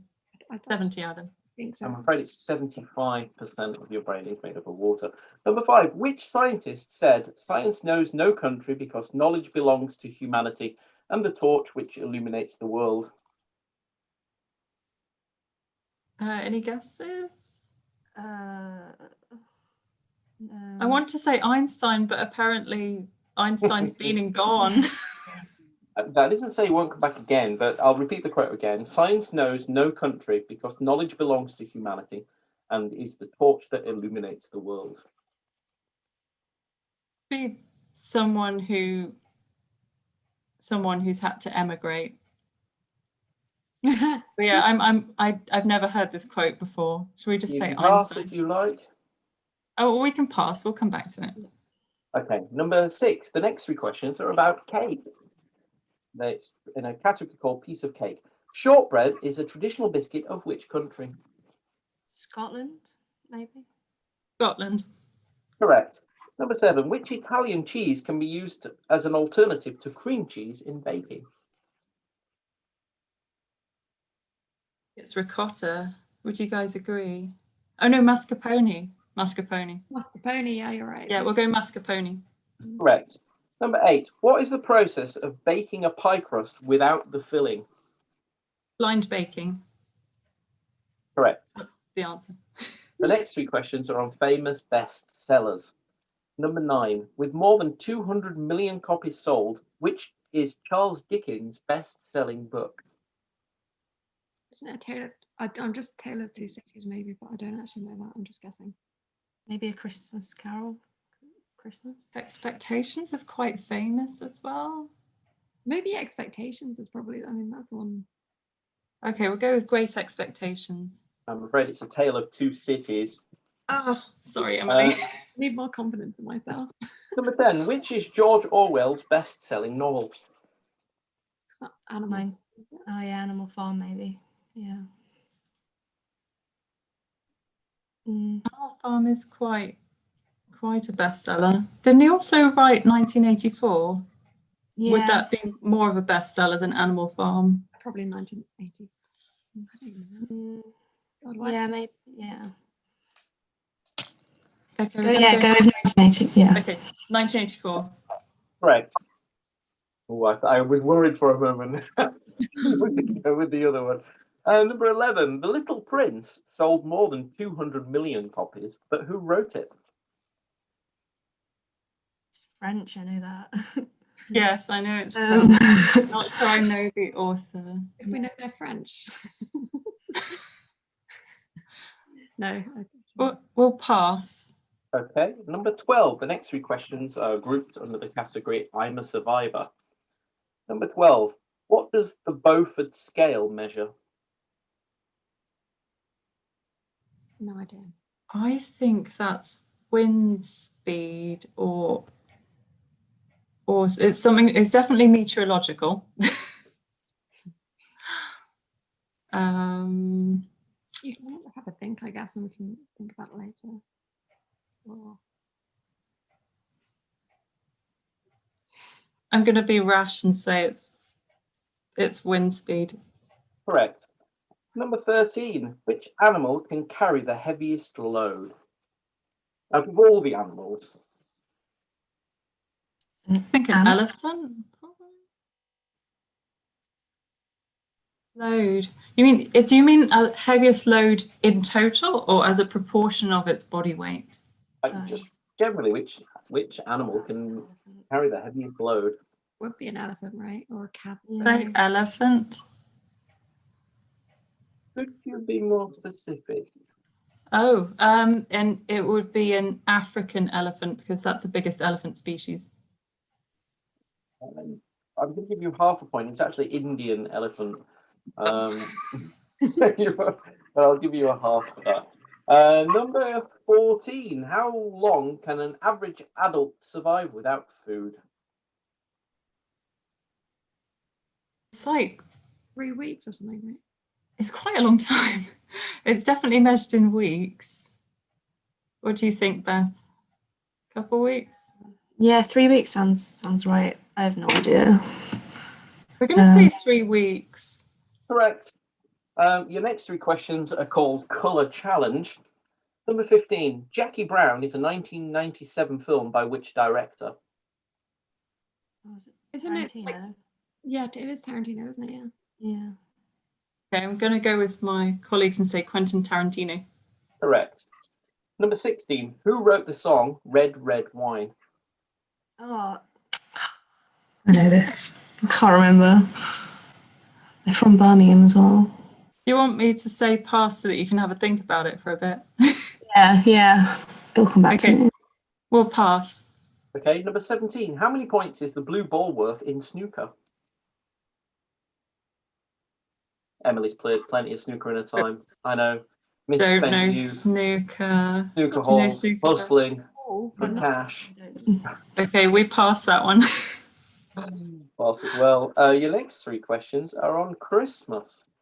Number 18. Which one of Santa's reindeer shares a name with a famous symbol of Valentine's Day? I'm afraid we can't hear you, Emily. You turned your microphone off, Emily. I haven't. Oh, no, you were just talking very quietly. Yeah, okay, Cupid, isn't it? I think.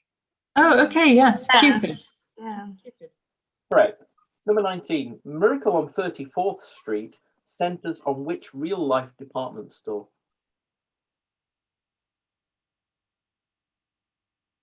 I don't know. I don't know. It's something in, isn't it in New York? I'm guessing because of the name. Is it? I can only think. I don't know for sure, but I know that there's a department store there. If you're playing along at home, feel free to type the answer below. They can't see it, can't our competitors? But it'd be nice to know if you're people are listening at home. So, which Miracle on 34th Street centers on which real-life department store? Oh, I'm just gonna guess unless Beth wants to jump in. No. Okay, Macy's. Correct. Good guess. Well done. Number 20. Which traditional Christmas decoration is actually a parasitic plant? Mistletoe. Correct. Your next 3 questions are on potluck. Not on potluck, but a potluck. Number 21. Which part of a car benefits from ABS? Can you say it again?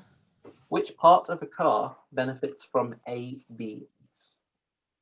It's not irritable. That's braking, isn't it? I thought it was the brakes. That was my first thought, but then I don't know for sure. That's an automatic braking system. So if it's a part of the car you're talking about, I guess the wheels, because the brakes. Brakes. Correct. Number 22. How many points is the letter H worth in Scrabble? 4. 4, yeah, maybe. 4. Emily doesn't have a television, do you? You just play Scrabble in the evenings. Correct, it's 4 points. Love Scrabble. Number 23. What colour flag does a starter use to organise the horses at the beginning of a race? Josie Fullerton wishes she was here right now, our resident horse expert, if she's watching. Which colour flag does a starter use to organise the horses at the beginning of a race? Wouldn't it be just green, right? 'Cause that's the... Don't you ride horses as well, Emily? I seem to know. No, unfortunately. I don't think I've ever seen a horse race, not in full. So if you say green, I'm just going to say green. I'm afraid it's white. Sorry. Science. Your next three questions. Riboflavin is a part of which group of vitamins? Riboflavin is a part of which group of vitamins? Am I saying that correctly, Christina? I think I am. I would say riboflavin, but I don't think I I don't know. Yeah, could be either. Who knows? Riboflavin. I guess yes. I have no idea. What do you think it is, Emily? I've not absolutely zero idea. Sorry. So just pick a letter then. Is it part of the D vitamins? I'm afraid it's vitamin B. It's B12. Sorry no, about that. I was thinking of B. Why didn't I say B? Number 25. At what temperature are Celsius and Fahrenheit equal? Important for anybody who works in a lab to know that one, of course.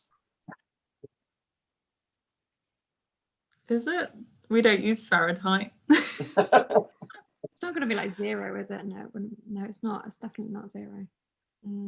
So what temperature are Celsius and Fahrenheit equal? I'm just going to say 0. I'm afraid it it's was minus 40. Minus 40. Number 26. What modern day country was Marie Curie born in?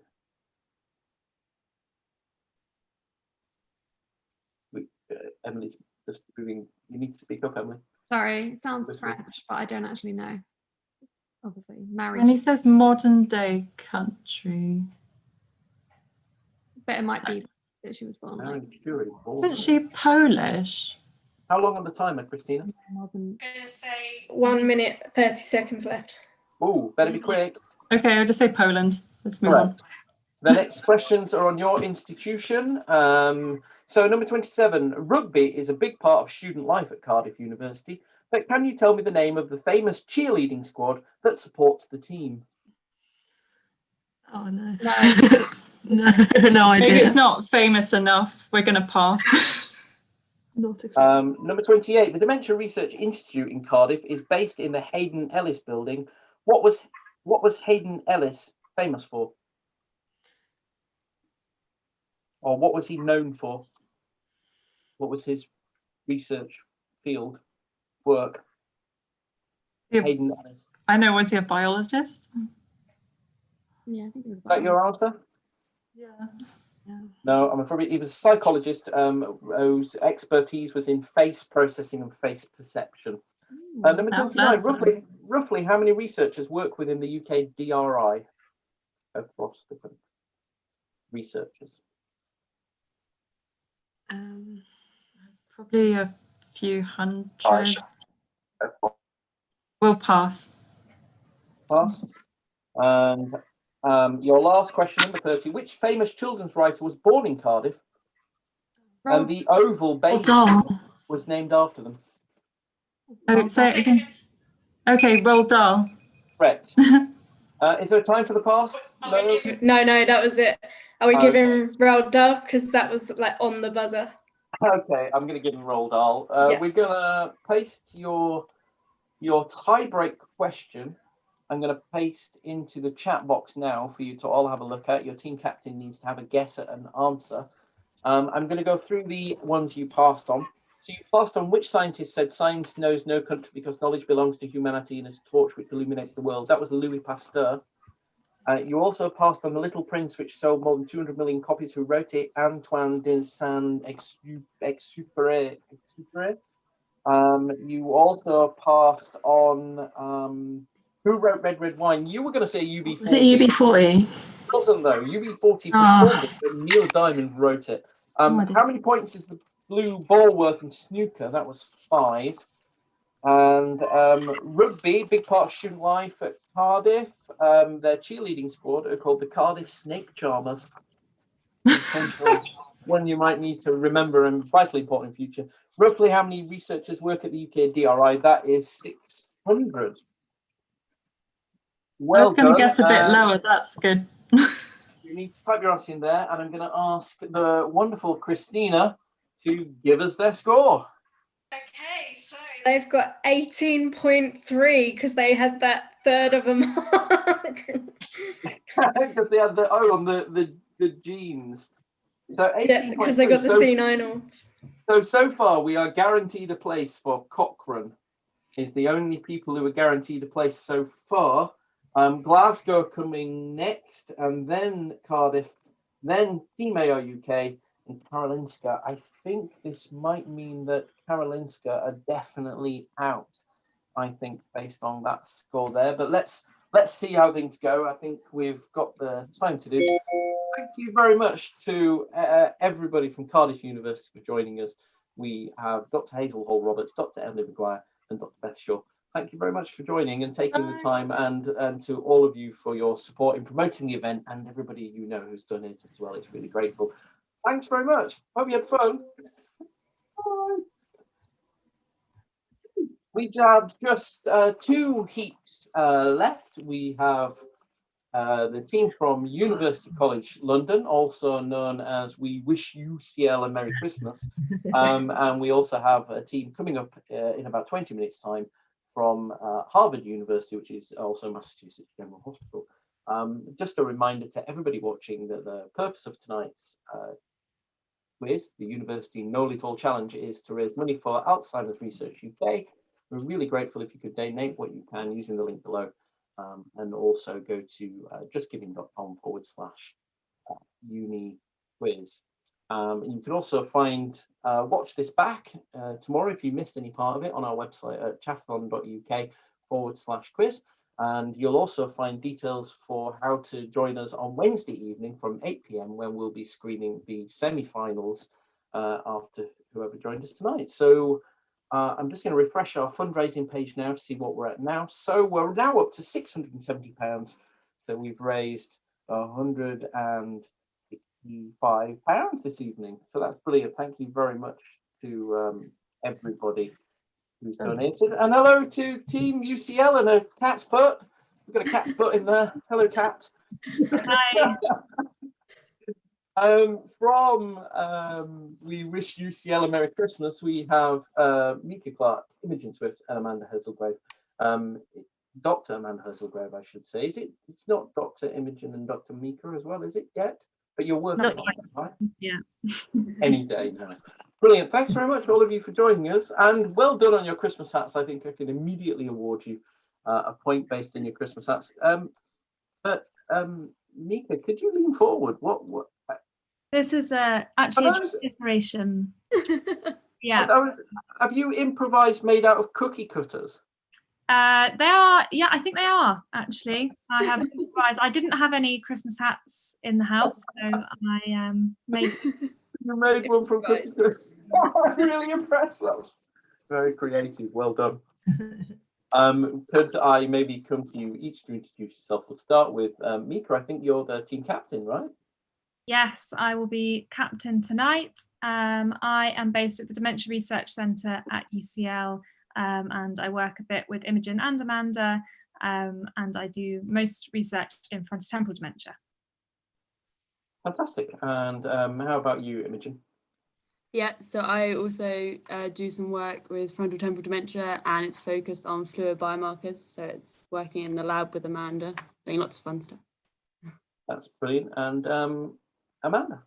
So I run the fluid biomarker lab at the Dementia Research Institute at UCL, and not only FTD, I get involved in all of the neurodegenerative disorders. So if I don't know the answers, probably that's bad.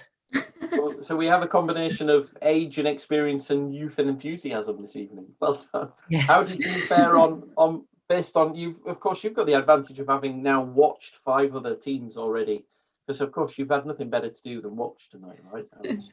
We were going to give up early on. I was anyway. A really hard question. I do feel in reading these back that maybe Karolinska got some harder questions, and so did Glasgow. Maybe had some slightly harder questions, but well done. Okay, so we're gonna crack straight into this. If you've got a joke for me. A joke? We do have a joke. Lots. Why was the snowman rummaging through a bag of carrots? I don't know. Why was the snowman rummaging through a bag of carrots? He was picking his nose. Well done. I think you deserve a point for that as well. So that's good start on 2 points.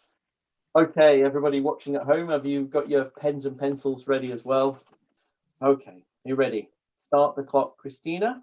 Your first 5 questions, as with the other ones, are on the brain and dementia and science. So number 1, our brain weighs 2% of our body weight. What percentage of our blood is used by the brain? Oh, I think it's quite a high percentage. I think Our brain weighs 2% of our body weight, but what percentage of our blood supply is used by the brain? 20, or is it more? I think there's 20 but 20 might be glucose rather than blood. I think it uses 80% of the glucose. Does it? Only run on glucose. No, 20 is in my head for some reason. Let's go 20 then, if you both said 20. Okay. Oh, Misha, that's you. 20. Oh, I keep calling you Mika as well. It's Misha. Well done, Misha. 20% is absolutely correct. Yay. Well done. I'm impressed. Number 2, what does the tau protein normally do in the brain? It stabilizes microtubules, right? Mm-hmm. Yeah, that sounds about right. Okay, I'm going to call on adjudicator Christina because my answer says helps with structure and transport of neurons. Oh yeah, sorry. Yeah, microtubes are structure. Yeah, I would still give that. Yeah. Okay. Number 3, the TREM2 is a protein that in humans encoded by TREM2 gene and linked to Alzheimer's. What does the acronym actually mean? Triggering receptor expressed on macrophages. Or is it microglia? Macrophages. No, this is Amanda's got TREM2. Yeah, you know. Well, I might have to turn to adjudicator Christina again because my answer says triggering receptor expressed on myeloid cells too. Yeah, no, it's myeloid cells. It is my myeloid cells, PhD was on that. Yeah, no. Oh, so Sorry, so close, but we've got to be. Sorry. Number 4, how many pounds does the brain typically weigh? I think Christina might know the answer to this one too. I feel like it's like 2 or 1.5 kilograms because it's about the same as rice, but I don't know what that is in pounds. I think it's 4 pounds. Yeah, 4 pounds. Sounds about right. 4 pounds. What would you have guessed, Christina? To be honest, I know it in kilograms, but I'm rubbish with pounds. Well, go on, give me in kilograms. Well, you can all give me in kilograms if you prefer. I think it's like roughly 1.5 kilograms. So maybe we should just go with the 4 pounds. That's probably 3 pounds. Conversion. A kilogram is 2.2 pounds, I think. So it's more like 3 pounds then. Trying to watch Adam's face. Simon's go up or down. Do we have like a region that's correct? I'm going to let you go for it in kilograms. It sounds like you're more familiar with kilograms than pounds. So why don't we ask for an answer in kilograms? Oh, no, You're going to go for 1.5? Yeah, I mean, I'm happy. I'm sorry in advance. I just got the last one wrong, so fine. 1.5 kilograms. Christina, what would you say? Yeah, that's about right, I would say. I would know a range, but it's 1.4, but I think we're going to give you that. We'll give you that one. It does range, so which is 3 pounds. So it's good. Imogen's conversion calculations are, so you might need to check on those in future. Yeah. Number 5. Which famous scientist said, "If I have seen further, it is standing on the shoulders of giants"? It's Einstein because that was a previous group. Though he has said a lot of things, but I don't know. Ooh. I want one of them to be Richard Feynman. Oh, could it be him, please? Just make it that. Yeah, let's say him. I'm afraid it's Isaac Newton. Oh. Sorry about that. Okay, your next 3 questions are on breakfast, one of my favourite things. Number 6, the offal of which animal is mixed together and fried up for an American breakfast called scrapple? Which animal? The offal of which animal is mixed together and fried up for an American breakfast of scrapple? I have absolutely no idea. No idea. I don't even know. I guess pig, but I'm not sure. Pig? Yeah. Let's say pig because we're not. It's a guess, isn't it? Yeah, let's go pig. Pig. Correct. Number 7. Which country commonly serves open sandwiches for breakfast? Is it Sweden? Yeah. They love their open. Oh sandwich. yeah, let's go with Sweden. Yeah. I'm sorry to Or say. Denmark. Oh. No, it's Finland. We're close. We had some for breakfast in Gothenburg. Yeah. Oh well. Number 8. It's breakfast time and you're being served kimchi and a dish of fermented vegetables and red peppers. Where in the world are you? I guess Japan, because kimchi isn't. I think Japan. But- Or would it be Hong Kong or somewhere like that? With the fermented vegetables and red pepper. There was a lot of red pepper on the breakfast menu in my hotel in Japan. Okay, go. Yeah, that's good. I think it's Japan. Afraid it's Korea. Oh. Sorry about that. Close though. Right, your next 3 questions are on Christmas carols. Number 9. Which carol includes the line "Peace on earth and mercy mild, God sinners reconciled"? This is Once in Royal David City. Quite hard not to sing it when you read the words. Yeah, do you agree with that? Once in Royal David City, is that what it's called? I don't know what it's called. Is it? Yeah, I thought it was the one that they did collaboratively with Bing Crosby. Yeah, Bing Crosby. Is that the right name? Oh, I don't know. It is once that.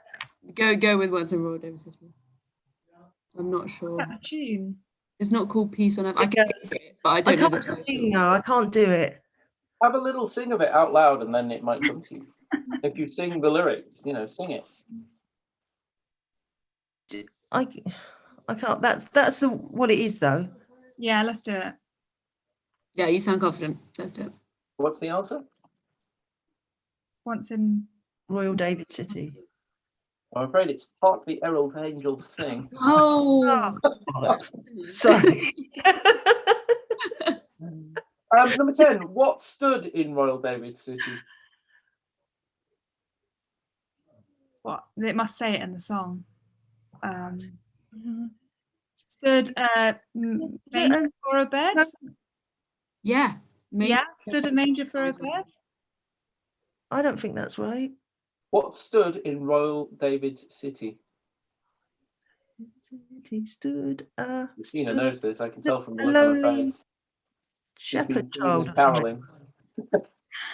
I don't know what stood. I mean, I think they're both in it. No, I think it's the next line is something in a manger for a bed. Yeah. Stood Lowly stable? No. No, I'm making out. Do you want to pass? Pass, yeah. Pass, I'll come back to it, yeah. Okay, number 11. What gift was given on the 8th day of Christmas? Oh, God.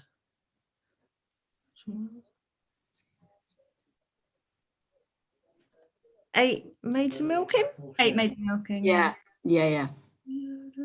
Oh, I know the answer to the other one. Sorry. The 8 maids of milking we're going for. Yeah. Right, go on, hurry up because we're going to get back to 8 that. maids of milking, is that your answer? Correct. Yeah. Your next 3 questions are making sense of it all. Number 12. Which mammal can hear with its feet? Which mammal can hear with its feet? Yes. Is it a bat? Is a bat a mammal? Ooh. Yes, isn't it? I wouldn't know. Although I think maybe they've got really good ears. What mammal can hear with its feet? So it might sense things coming at it. Is it a cat? Is it a cat from the vibration in their paws? Ooh, yeah, maybe. Say Would you like to guess or give me an answer? Move on. Yeah, cat. Cat. Sandra? Oh, Misha, you're the captain, aren't you? Yes, you are. Yeah, sorry. Cat, no, it's incorrect. It's elephant. Number 13. Which tongue has the most taste buds? Human, a pig, or a rabbit? Human. Surely. Got to be human. I would say human because eat way more than pigs and rabbits. Yeah, we eat a range of stuff. Is that your final answer? Yeah. I'm afraid it's rabbit with 17,000. Number 14. Some fish have 6th sense called lateral line. It is involved in assessing what? What was it called? My internet went. Have a 6th sense called lateral line. It's involved in assessing what? Balance in the water. Yeah, balance. Flotation or something. I don't know what you call it. Would you like to pass answer? Should we pass and come back to it? Yeah. Hope we're okay for time. How long is left on the clock, Christina? Left. 5 minutes. Yeah. Okay. 5 minutes. We're on question number 14. Oh God. Okay, we need to. Do Are we you say passing? next? Yeah, pass. Yeah, Pass. Number 15. Who wrote Wuthering Heights? These next questions are all about novels. Is it one of Is the? it, Emily Bronte? is it Emily Bronte? Yeah, I think so. Yeah, let's go. Correct. Number 16. Pip, a young orphan, is depicted in which Dickens novel? Great Expectations. Great Expectations. Yeah. Correct. Number 17. The Modern Prometheus is the subtitle of which novel? I've got no idea. No, pass that. I've Pass. no idea. Pass. Number 18. These next three questions are called the night sky. What is an exploding star called? Meteor? Is it like a supernova or something? Or an asteroid? I don't know. Say What one is of an them. exploding star called? Asteroid is like ast is star, right? Asteroid? Is that your final answer? Yeah. Supernova, sorry. Number 19. What colour are the hottest stars? They black. That is a complete guess. Should we go with that? Yeah. Black. No, they're blue. Number 20. The constellation names after the fling. The constellation names after the fling horse in Greek mythology is called what? The flying horse. Typo. Constellation names. Pegasus. Pegasus. Correct. Next three questions are on women in science. Number 21. Marie Curie won the 1903 Nobel Prize for Physics and the 1911 Nobel Prize for what? Chemistry? Yeah, she's an element, right? Or is there a chemistry? Yeah. Chemistry, yeah. Chemistry. Correct. Number 22. Which female scientist helped unravel DNA? Oh, Rosalind Franklin. Yeah. Rosalind Franklin. Correct. Number 23. To which scientific discipline did Carol Herschel devote her life? It's comets and things. What would you call it? Astrology? Astrology or Astrology? no? Is she reading Astronomy. Astronomy. Astronomy. Correct. Thank you for that. Your next three questions are on sci-fi films. Who does Mark Hamill play in Star Wars? Oh, Luke Skywalker. Luke Skywalker.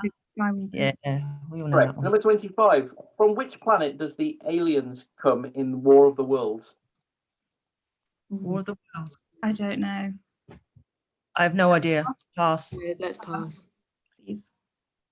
Number 26. The line "You have 20 seconds to comply" comes from which movie? Is it Total Recall? Yeah. Let's do it. Total Recall. I don't know. No, I'm afraid it's RoboCop. It looks like Lottie Swift is doing better than her sister. Oh no. On the YouTube. Your next five questions are on university. I'm guessing that's your sister.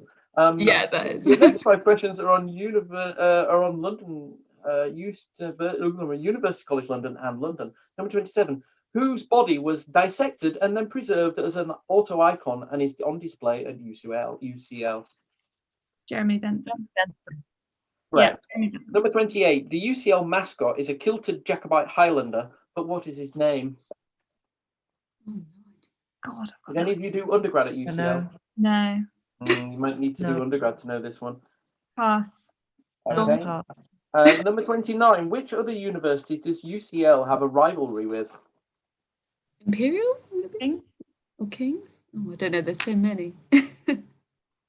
Let's go Kings. I mean, I'd say if you were going to stereotype, it'd be Kings, I guess. Yeah. King's College. It is King's College London, rather famous for rivalry. And your last question, number 30.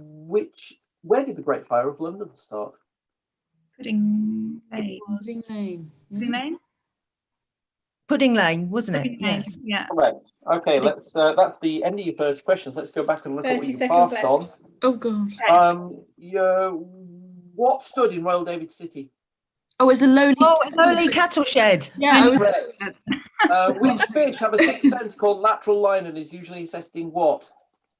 Let's see. Balance. No, it's movement and pressure. The Modern Prometheus is a subtitle of which novel? No Da idea. Vinci Code. Yeah. No, it's Frankenstein. From which planet does the aliens come from in War of the Worlds? Mars?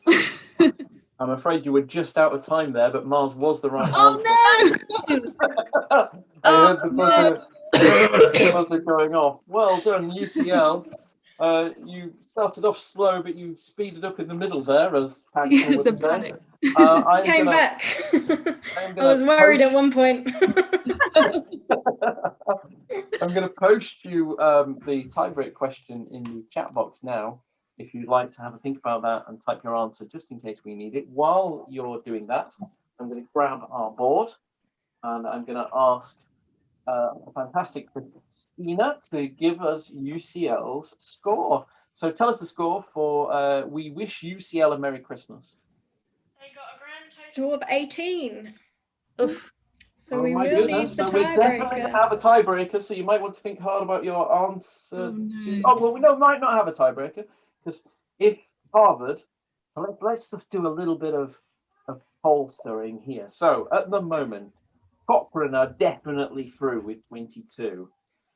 Coming up, then we have Glasgow. So if Harvard get more than 18.5 and more than 18.5, they will go through. Then you will have Glasgow going through, and then you will have Cardiff going through. So you now need Harvard to get less than 18 to go through. Otherwise, I'm afraid with a score of 18, you're currently sat in 4th place. So if Harvard get more than 18, it will. I'm afraid you won't go through. If they get less than 18, it will be a tiebreaker between you and UCL, or a 3-way tie if Harvard also get 18. Okay. They are UCL. And are we way over schedule now? No, we're not. 8:35. We're 3 minutes behind schedule, so that's not bad at all. Thank you ever so much to Misha Clark, Imogen Swift, and Dr. Amanda Hazelgrave from University College London, also known as We Wish UCL a Merry Christmas. Thank you ever so much to you and for your sister, Lottie, for playing along as well at home, and for all your families and friends who have very generously donated. I'm pleased to say that our current fundraising title sits at £710. That's brilliant. We've raised another £205 this evening. We're 70% of our way there, and we've still got the semi-finals on Wednesday. And of course, the finals on Friday from 8 p.m. both evenings. Please give what you can, justgiving.com/uni quiz, or click the link below. Thanks very much, everybody. Enjoy the rest of your evening. Well done on the answers. You did really well. Thanks. And our last but not least theme of the evening comes from Harvard Medical School and Massachusetts General Hospital, the team who rather kind of, there's no modesty here, gave its team name the Team Mastermind. Let's see if they really are the masterminds. Are you feeling confident? Have you watched so far tonight? Did you know? Every quiz was tailored, and I did try to make sure that there were plenty of American things in here. But what I didn't establish was whether any of you actually are American, which is probably the first thing I should do. So I should introduce from Harvard, we have Dr. James Quinn, Dr. Suzanne Van Vlew. Have I completely butchered that? Yeah. And Dr. Rosie Jackson. And the team captain, I think, is James. Hi, James. Hello. I have gone for my very Manchester background because that's where I did my PhD. Well done. Would you like to introduce yourself? Yes. So I am Dr. James Quinn. I did my PhD in the UK and then moved over to Harvard about a year and a half ago. I'm researching kind of new biomarkers of dementia and ways to improve our diagnosis, as well as like understanding the cellular and molecular dysregulation in disease. Well done. Thank you very much. And next, I'm going to come to Suzanne. Yes, so my name's Suzanne. My last name probably suggests that I am from the Netherlands. I moved to 5 years ago. I'm a neuroscientist and I study a disease called cerebral amyloid angiopathy. Wow, fantastic. Thank you very much. And Rosie. Hi, I'm Rosie. My background is the beach in San Diego, which is where I grew up, but I went to Edinburgh to do my PhD and St Andrews to do my undergraduate degree. So I'm the most American here, but I'm still only just American. Well, you guys might have problems tonight. Oh no! Oh God! I deliberately went out of my way to help you with more American-like questions. Oh no! But well done. We've just had a nice little jump up of people watching, so I'm sure you've told all your family and friends who've suddenly joined to watch at home. So well done. They're going to make you proud, everybody at home. James, I'm going to come to you for your Christmas joke. We've had some crackers so far this evening with COVID-related jokes coming in there. Have you got something for us? Something topical? Yes. So Adam, why are Santa's reindeer allowed to travel on Christmas Eve? Don't know. Why are Santa's reindeer allowed to travel? Is it because they've got herd immunity? You've taken the punchline there, but well done, Adam. I've had that one already. Somebody's already used that joke tonight. What? Oh, we missed it. But on the basis that you missed it and you didn't steal it from the previous team, I will still give you. Promise we didn't. So well done. And well done on everybody's hats. They look fantastic. Thank you very much. And you've all chosen the virtual background. Is that because what's going on in there? I'm always nervous of what's really going on. Have you just not been bothered to tidy up today? Okay, it's just my wardrobe behind me, nothing exciting. We're being festive. It is. It's fantastic. I'm very impressed. Me too. I've even went and got an actual tree. And well done. I like your hat. So 2 points, one for the quiz, the hats, and a point for your brilliant joke. Are you ready for your questions? Christina, get ready with the clock. This is our 7th and final team playing to knock UCL out of the quiz. or for a place in the semi-finals, which are on Wednesday at 8 p.m. Question number 1. Your first 5 questions are on dementia and the brain. Number 1. Name the genes most frequently causing autosomal dominant genetic forms of Alzheimer's disease. PSEN1, 2, and APP. PSEN1, PSEN2, and APP. Correct. Well done. Question number 2. What year did Alzheimer present the case on August Dieter? 1907. 09. No. 8. No, 7. You're right. 1907. Sorry. 1907. Yeah. I'm afraid it was 1906. Very close. Oh. Number 3. In the brain, what cable-like structure at the end of the cell body transmits messages to other neurons? The axon? Right? Yeah. Yeah. Are we not going to say synapse, or are we going to go with axon? But that's not a cable-like structure. True. Axon. Correct. Well done, Jackson, Harvard. You nearly got that wrong for you then, didn't he? I always ask the team, Adam. Number 4. How many bones in the human skull? Not very many, because they fuse together in the skull. Would it just be 1 because it's fused? I think so. They're different clavicles. But then there's the jawbone, and that's sort of not connected, but is connected. But it's. I'm just going to go with 1. I think so. 22. Oh. Number 5.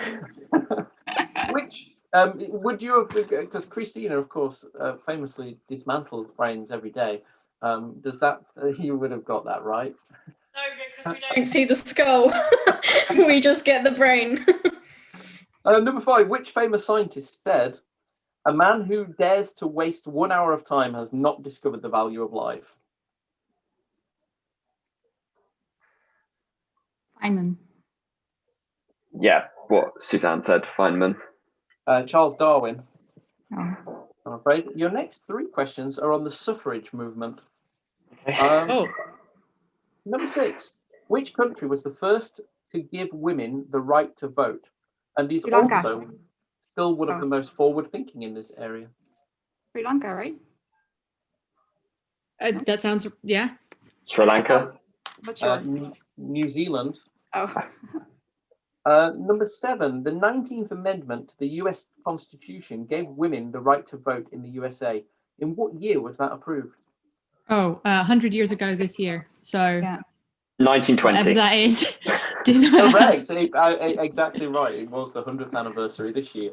I'm going to lose my hat, but I was festive in spirit. Sorry, it's falling off. I agree. Number 7. Which was the last European country to give women the right to vote? No. The last European country to give women the right to vote. Do you know on YouTube? Post your answer. Let's see. Is it? I can't make any generalizable statements about European countries here, so just give me a country and I'll say it. You can always pass and come back to it if you prefer. I'm not quite. Yeah, let's pass and come back to that. Pass. Okay, number 9. Your next questions are all on Christmas. How many reindeers are said to pull Santa's sleigh, not including Rudolph? It's Dasher and Dancer and Comet and Blitzig, something and Cupid and someone and something. Did someone count that? Is that 9? Let's You say counted 9. 9, so then we're going to go with 8 if you're not including. No, because then there's Rudolph. You know, okay, Dasher 9. and Dancer and it's either 8 or 9. Well, I'm going to go with 8. Okay. Correct. Now Dasher, now Prancer, now Dasher, now Dancer, now Prancer, now and Vixen, on Comet, on Cupid, on Donder, on Blitzen. Well done. Okay, your next question. Who gives all the presents in the 12 days of Christmas? My true love. Correct. Number 11. What novelty did Tom Smith begin selling in 1847 at Christmas in London? In when? What? Say that again. Sorry. What novelty did Tom Smith begin selling in 1847 at Christmas in London? Should I say Christmas crackers? Ooh. That's a very British thing. 1847 though. Yeah, could be. That is early. Go Just for a bit it. I'm going to go with Christmas crackers, Adam. Correct. The next 3 questions are on animated films. UCL are sweating now. Number 12. What is the name of the kingdom where Anna and Elsa live? It's Frozen. It's from Frozen, but I don't know what the. No. Arendelle. Oh my God. Nominate Jackson. Absolutely correct. Number 13. Which was the first full-length animated film to be released? Is it Fantasia, Rosie and Suzanne? Full-length animated film. Is it not Snow White? Has to be.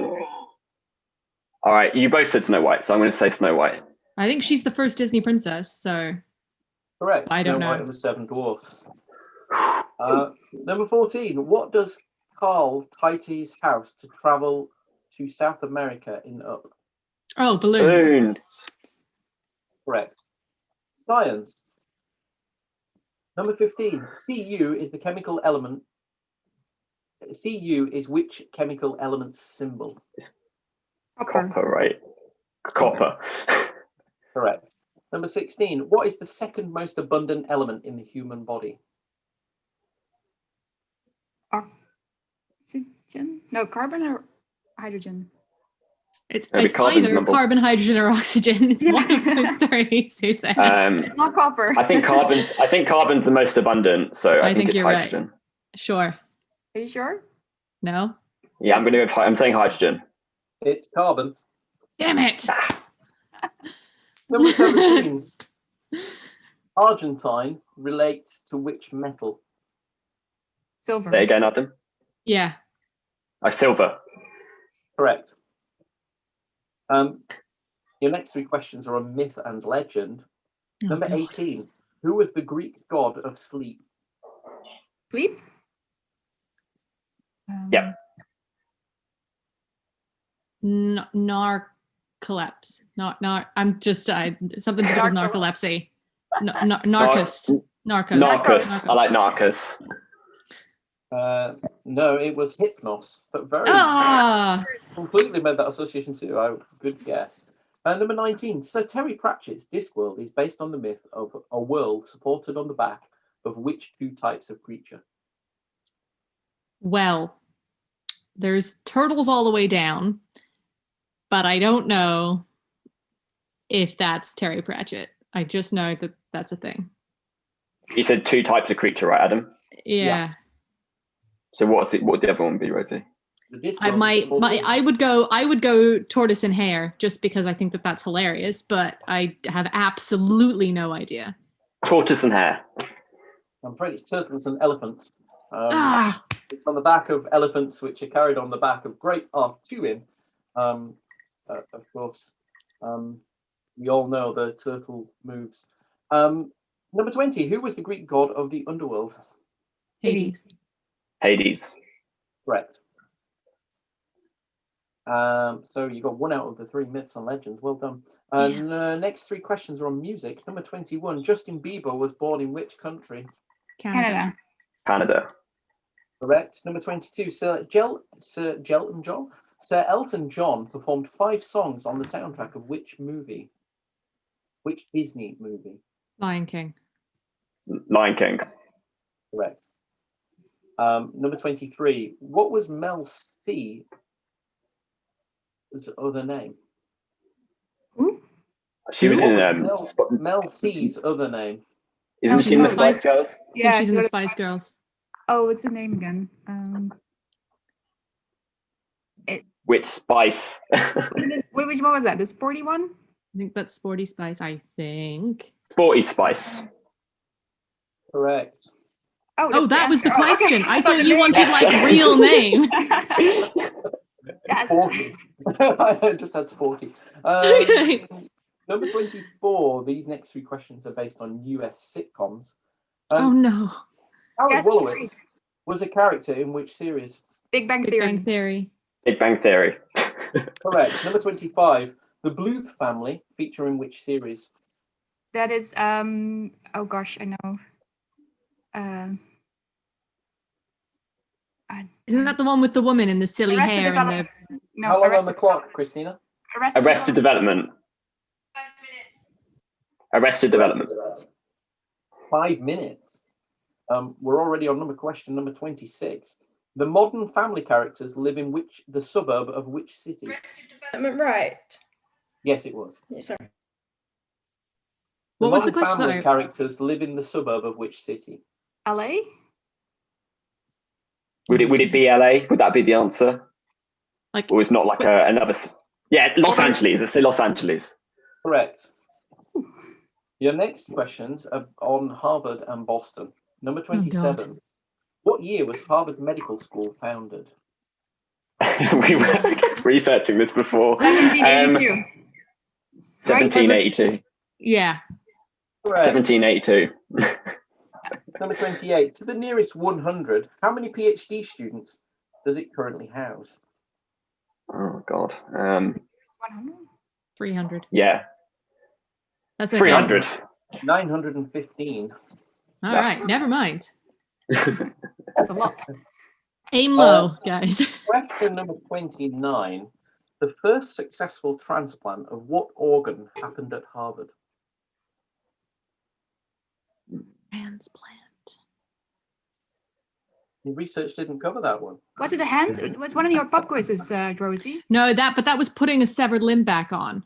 Oh. But I don't think that wasn't a transplant. But I don't know. Let's skip it and come back because we have a lot of time. Pass. Number 30. The sacred what hangs in the House of Representatives chamber at Boston, Massachusetts State House? The sacred what hangs in the House of Representatives chamber of the Boston, Massachusetts State House? Okay, we've got through our 30 questions. We're going to come right back to your first pass which was number 8. What was the last European country to give women the vote? Last European. Yeah. Netherlands. But not too late. I'm thinking Hungary, Poland, Ireland. I don't think is Ireland that behind. With some things potentially, but I'm not going to go into that. I think Hungary or Poland then of them. Yeah, sure. You pick one. Toss a mental coin. Oh, God, what do you think at home, everybody on YouTube? Which was the last? Poland, Adam, Poland. You think Poland? I'm afraid to say it was Liechtenstein. Sorry, that really is a country, not just a village. Liechtenstein, and you only passed on 2 other questions, which are the Harvard-related ones. The last 2. So you've still got plenty. How much time left, Christina? 2 minutes, I think that was a mime off. Number 29, the first successful transplant of what organ happened at Harvard? At Harvard, not at MGH. At Harvard. I'm going to say it's like, maybe, I'm conferring my team here, but maybe a heart. It's going to be big, isn't it? It's not like... I don't know. Hand? Yeah, but is that an organ? No. Okay, heart. I'm fine with heart or lungs or liver. Heart. It was a kidney in 1954 by Joseph E. Murray. The first heart transplant, I think, was fairly famously in the UK, wasn't it?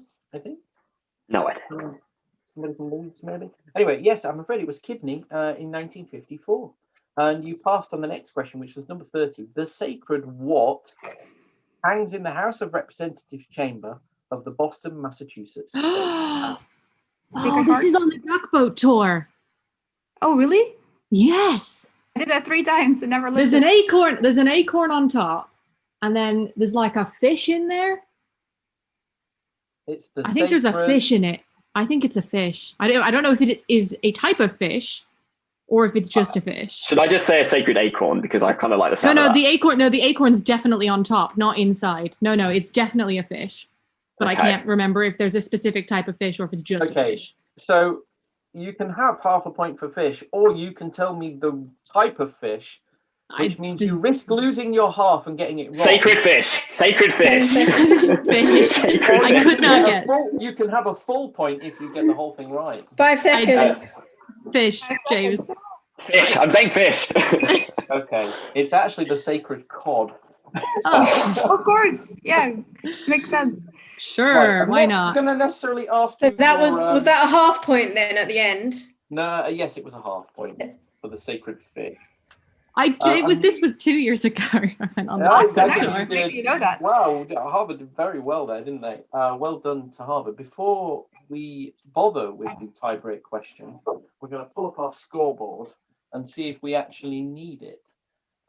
So these are the scores so far. We have the Karolinska Institute, also known as We Know Ho It. They scored 16. Just so you know, Adam, no one can see the scores. We can only see the times. Other way. This way. This way. This way. There we go. Sorry. Although you still can't see them great in green, but yeah. All right. Anyway, we can hear you. We can hear you. So we had There you Karolinska go. Institute who got 16. We had Team AR UK on 18. Everything's in reverse. There we go. We had Cochrane on 22, Cardiff on 18.3, and UCL on 18. What did Harvard get? Why don't you tell me that? I'm going to just turn the camera. That's easier, isn't it? There we go. What did 21.5. they got? 21.5. How do you get 0.3 of a point? They got a third of a mark because they got 1 out of 3 on a question. Oh, I see. On Okay. a particular genetics question. So on 21.5, that means going through to this semi-finals as our top scoring team, our Cochrane Dementia with 22 points.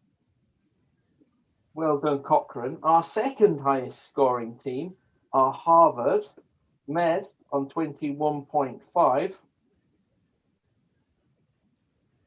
Now then, our next high scoring team is Cardiff University. No, it's not. It's Glasgow University on 18.5. And then Cardiff on 18.3, I believe.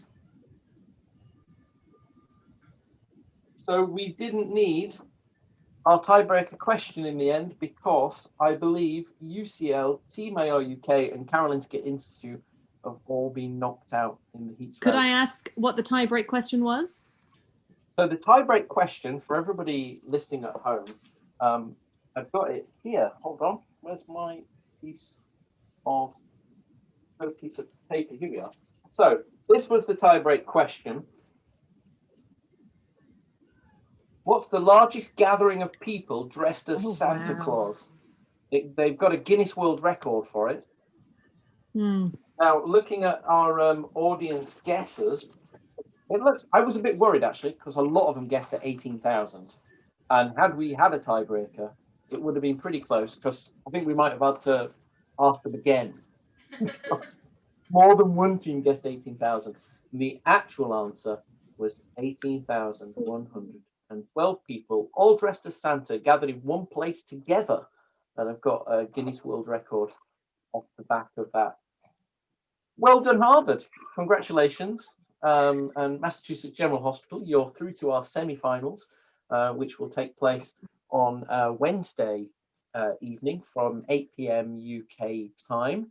If I remember rightly, I said this would work on alphabetical order with working down the list of teams facing each other. So on this instance, Cardiff will play Cochrane and Glasgow will play Harvard in the University Challenge. And for the semi-finals, we're actually adopting the real life format of the actual quiz, where each team will need to be quick to react, to be the first to wave, to answer their question. And then as per the University Challenge format, we'll have starter questions, which are worth 10 points, and then specialist question rounds with 3 questions coming after that, each of those worth 15 points each, not 5, despite what I thought previously. Interruptions will lose them 5 points as per. And the 2 teams with the winning scores it won't actually be the highest scoring teams, it'll be the 2 winners from the semi-finals will both go on to face each other in the finals on Friday evening. So it will be fantastic. Thank you very much. I'm going to let you all go now from Harvard. Well done. Congratulations on making it through to the semi-finals, and thank you all for your effort. Great score, and to all your families, friends and yourselves for the donations you've made. It's really, really grateful. Thanks, everybody. I'll let you guys go. Thanks, Adam. Thanks, scorer. Thank you. Sorry, yeah, my name's not on there, but yeah. I will add it before. Christina. No, it's because I was using the backup one. Sorry. Dr. Christina Toomey from UCL has been our fantastic scorer, who's done an amazing job tonight in keeping track of all that. So the thing now is to, I think it's time that we're going to say goodbye to everybody this evening. Thank you very much so far to everybody who's donated. We'll do some rounding up now.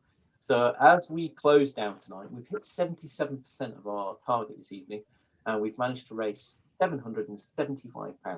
So tonight alone, we've raised £270. Thank you very much. We've had 207 people watch over the course of the evening. So that's brilliant. Thank you, everybody that's taken time to join us, and the 22 people that have stuck it out right to the end this evening. Please, if you're watching this and it's Tuesday and you're watching this on catch up, or if you're still in the room, please do give what you can. Encourage your friends, family to do that as well. justgiving.com/Unikiss. Thank you very much to all of our teams that competed in the heats tonight. We're sadly saying goodbye this evening to the Karolinska Institutet, also known as We Know Ho-it, which was Charlotta Reed, Dr. Sarah Bartels, and Sarah Wilcock. I'm sorry to say you're not going to progress through to the semi-finals tonight, but well done on I think, do you agree they had the best hats? Yeah, I think they definitely had the best hats. We're also going to be saying goodbye to Team AR UK. despite a brilliant effort. I mean, they were doing not so great at the start. They came back really strongly though. So we had Dreaming of Orange Christmas for Alzheimer's Research UK, which had Ed Pinchers, Dr. Katie Stubbs and Katie Puckering as well. I think secretly they're going to be pleased because I believe on Wednesday evening they've got a webinar happening at the same time. So I think secretly they might actually be quite pleased they're progressing. But thank you very much to the three of you and everybody at AR UK for all the work you do and the support you've given us in promoting the event as well. We're also going to be saying goodbye to UCL. How sad is that? Our own team, who've also Rooting for them. they were so close. They were just. I think if they'd have been a bit quicker to maybe whiz through the questions, there were a few that because they had quite a lot that passed over. So we're sadly also saying goodbye to We Wish UCL a Merry Christmas, which had Misha Clark, Imogen Swift, and Dr. Amanda Heselgrave as well. You did amazingly well. Thank you very much to our teams that weren't progressing, and congratulations to the teams that are.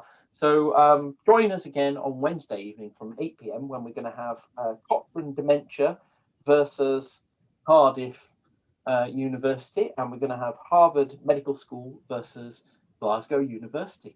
This should prove to be a fun quiz, and then there's more opportunity for things to go wrong when we've got to do all the waving and adding up different scores and everything else as well. But that starts at 8 p.m. on Wednesday evening with I think it's going to be the Cochrane and Cardiff quiz first at 8 o'clock, followed by the Harvard one at probably just after 8:30 on Wednesday evening.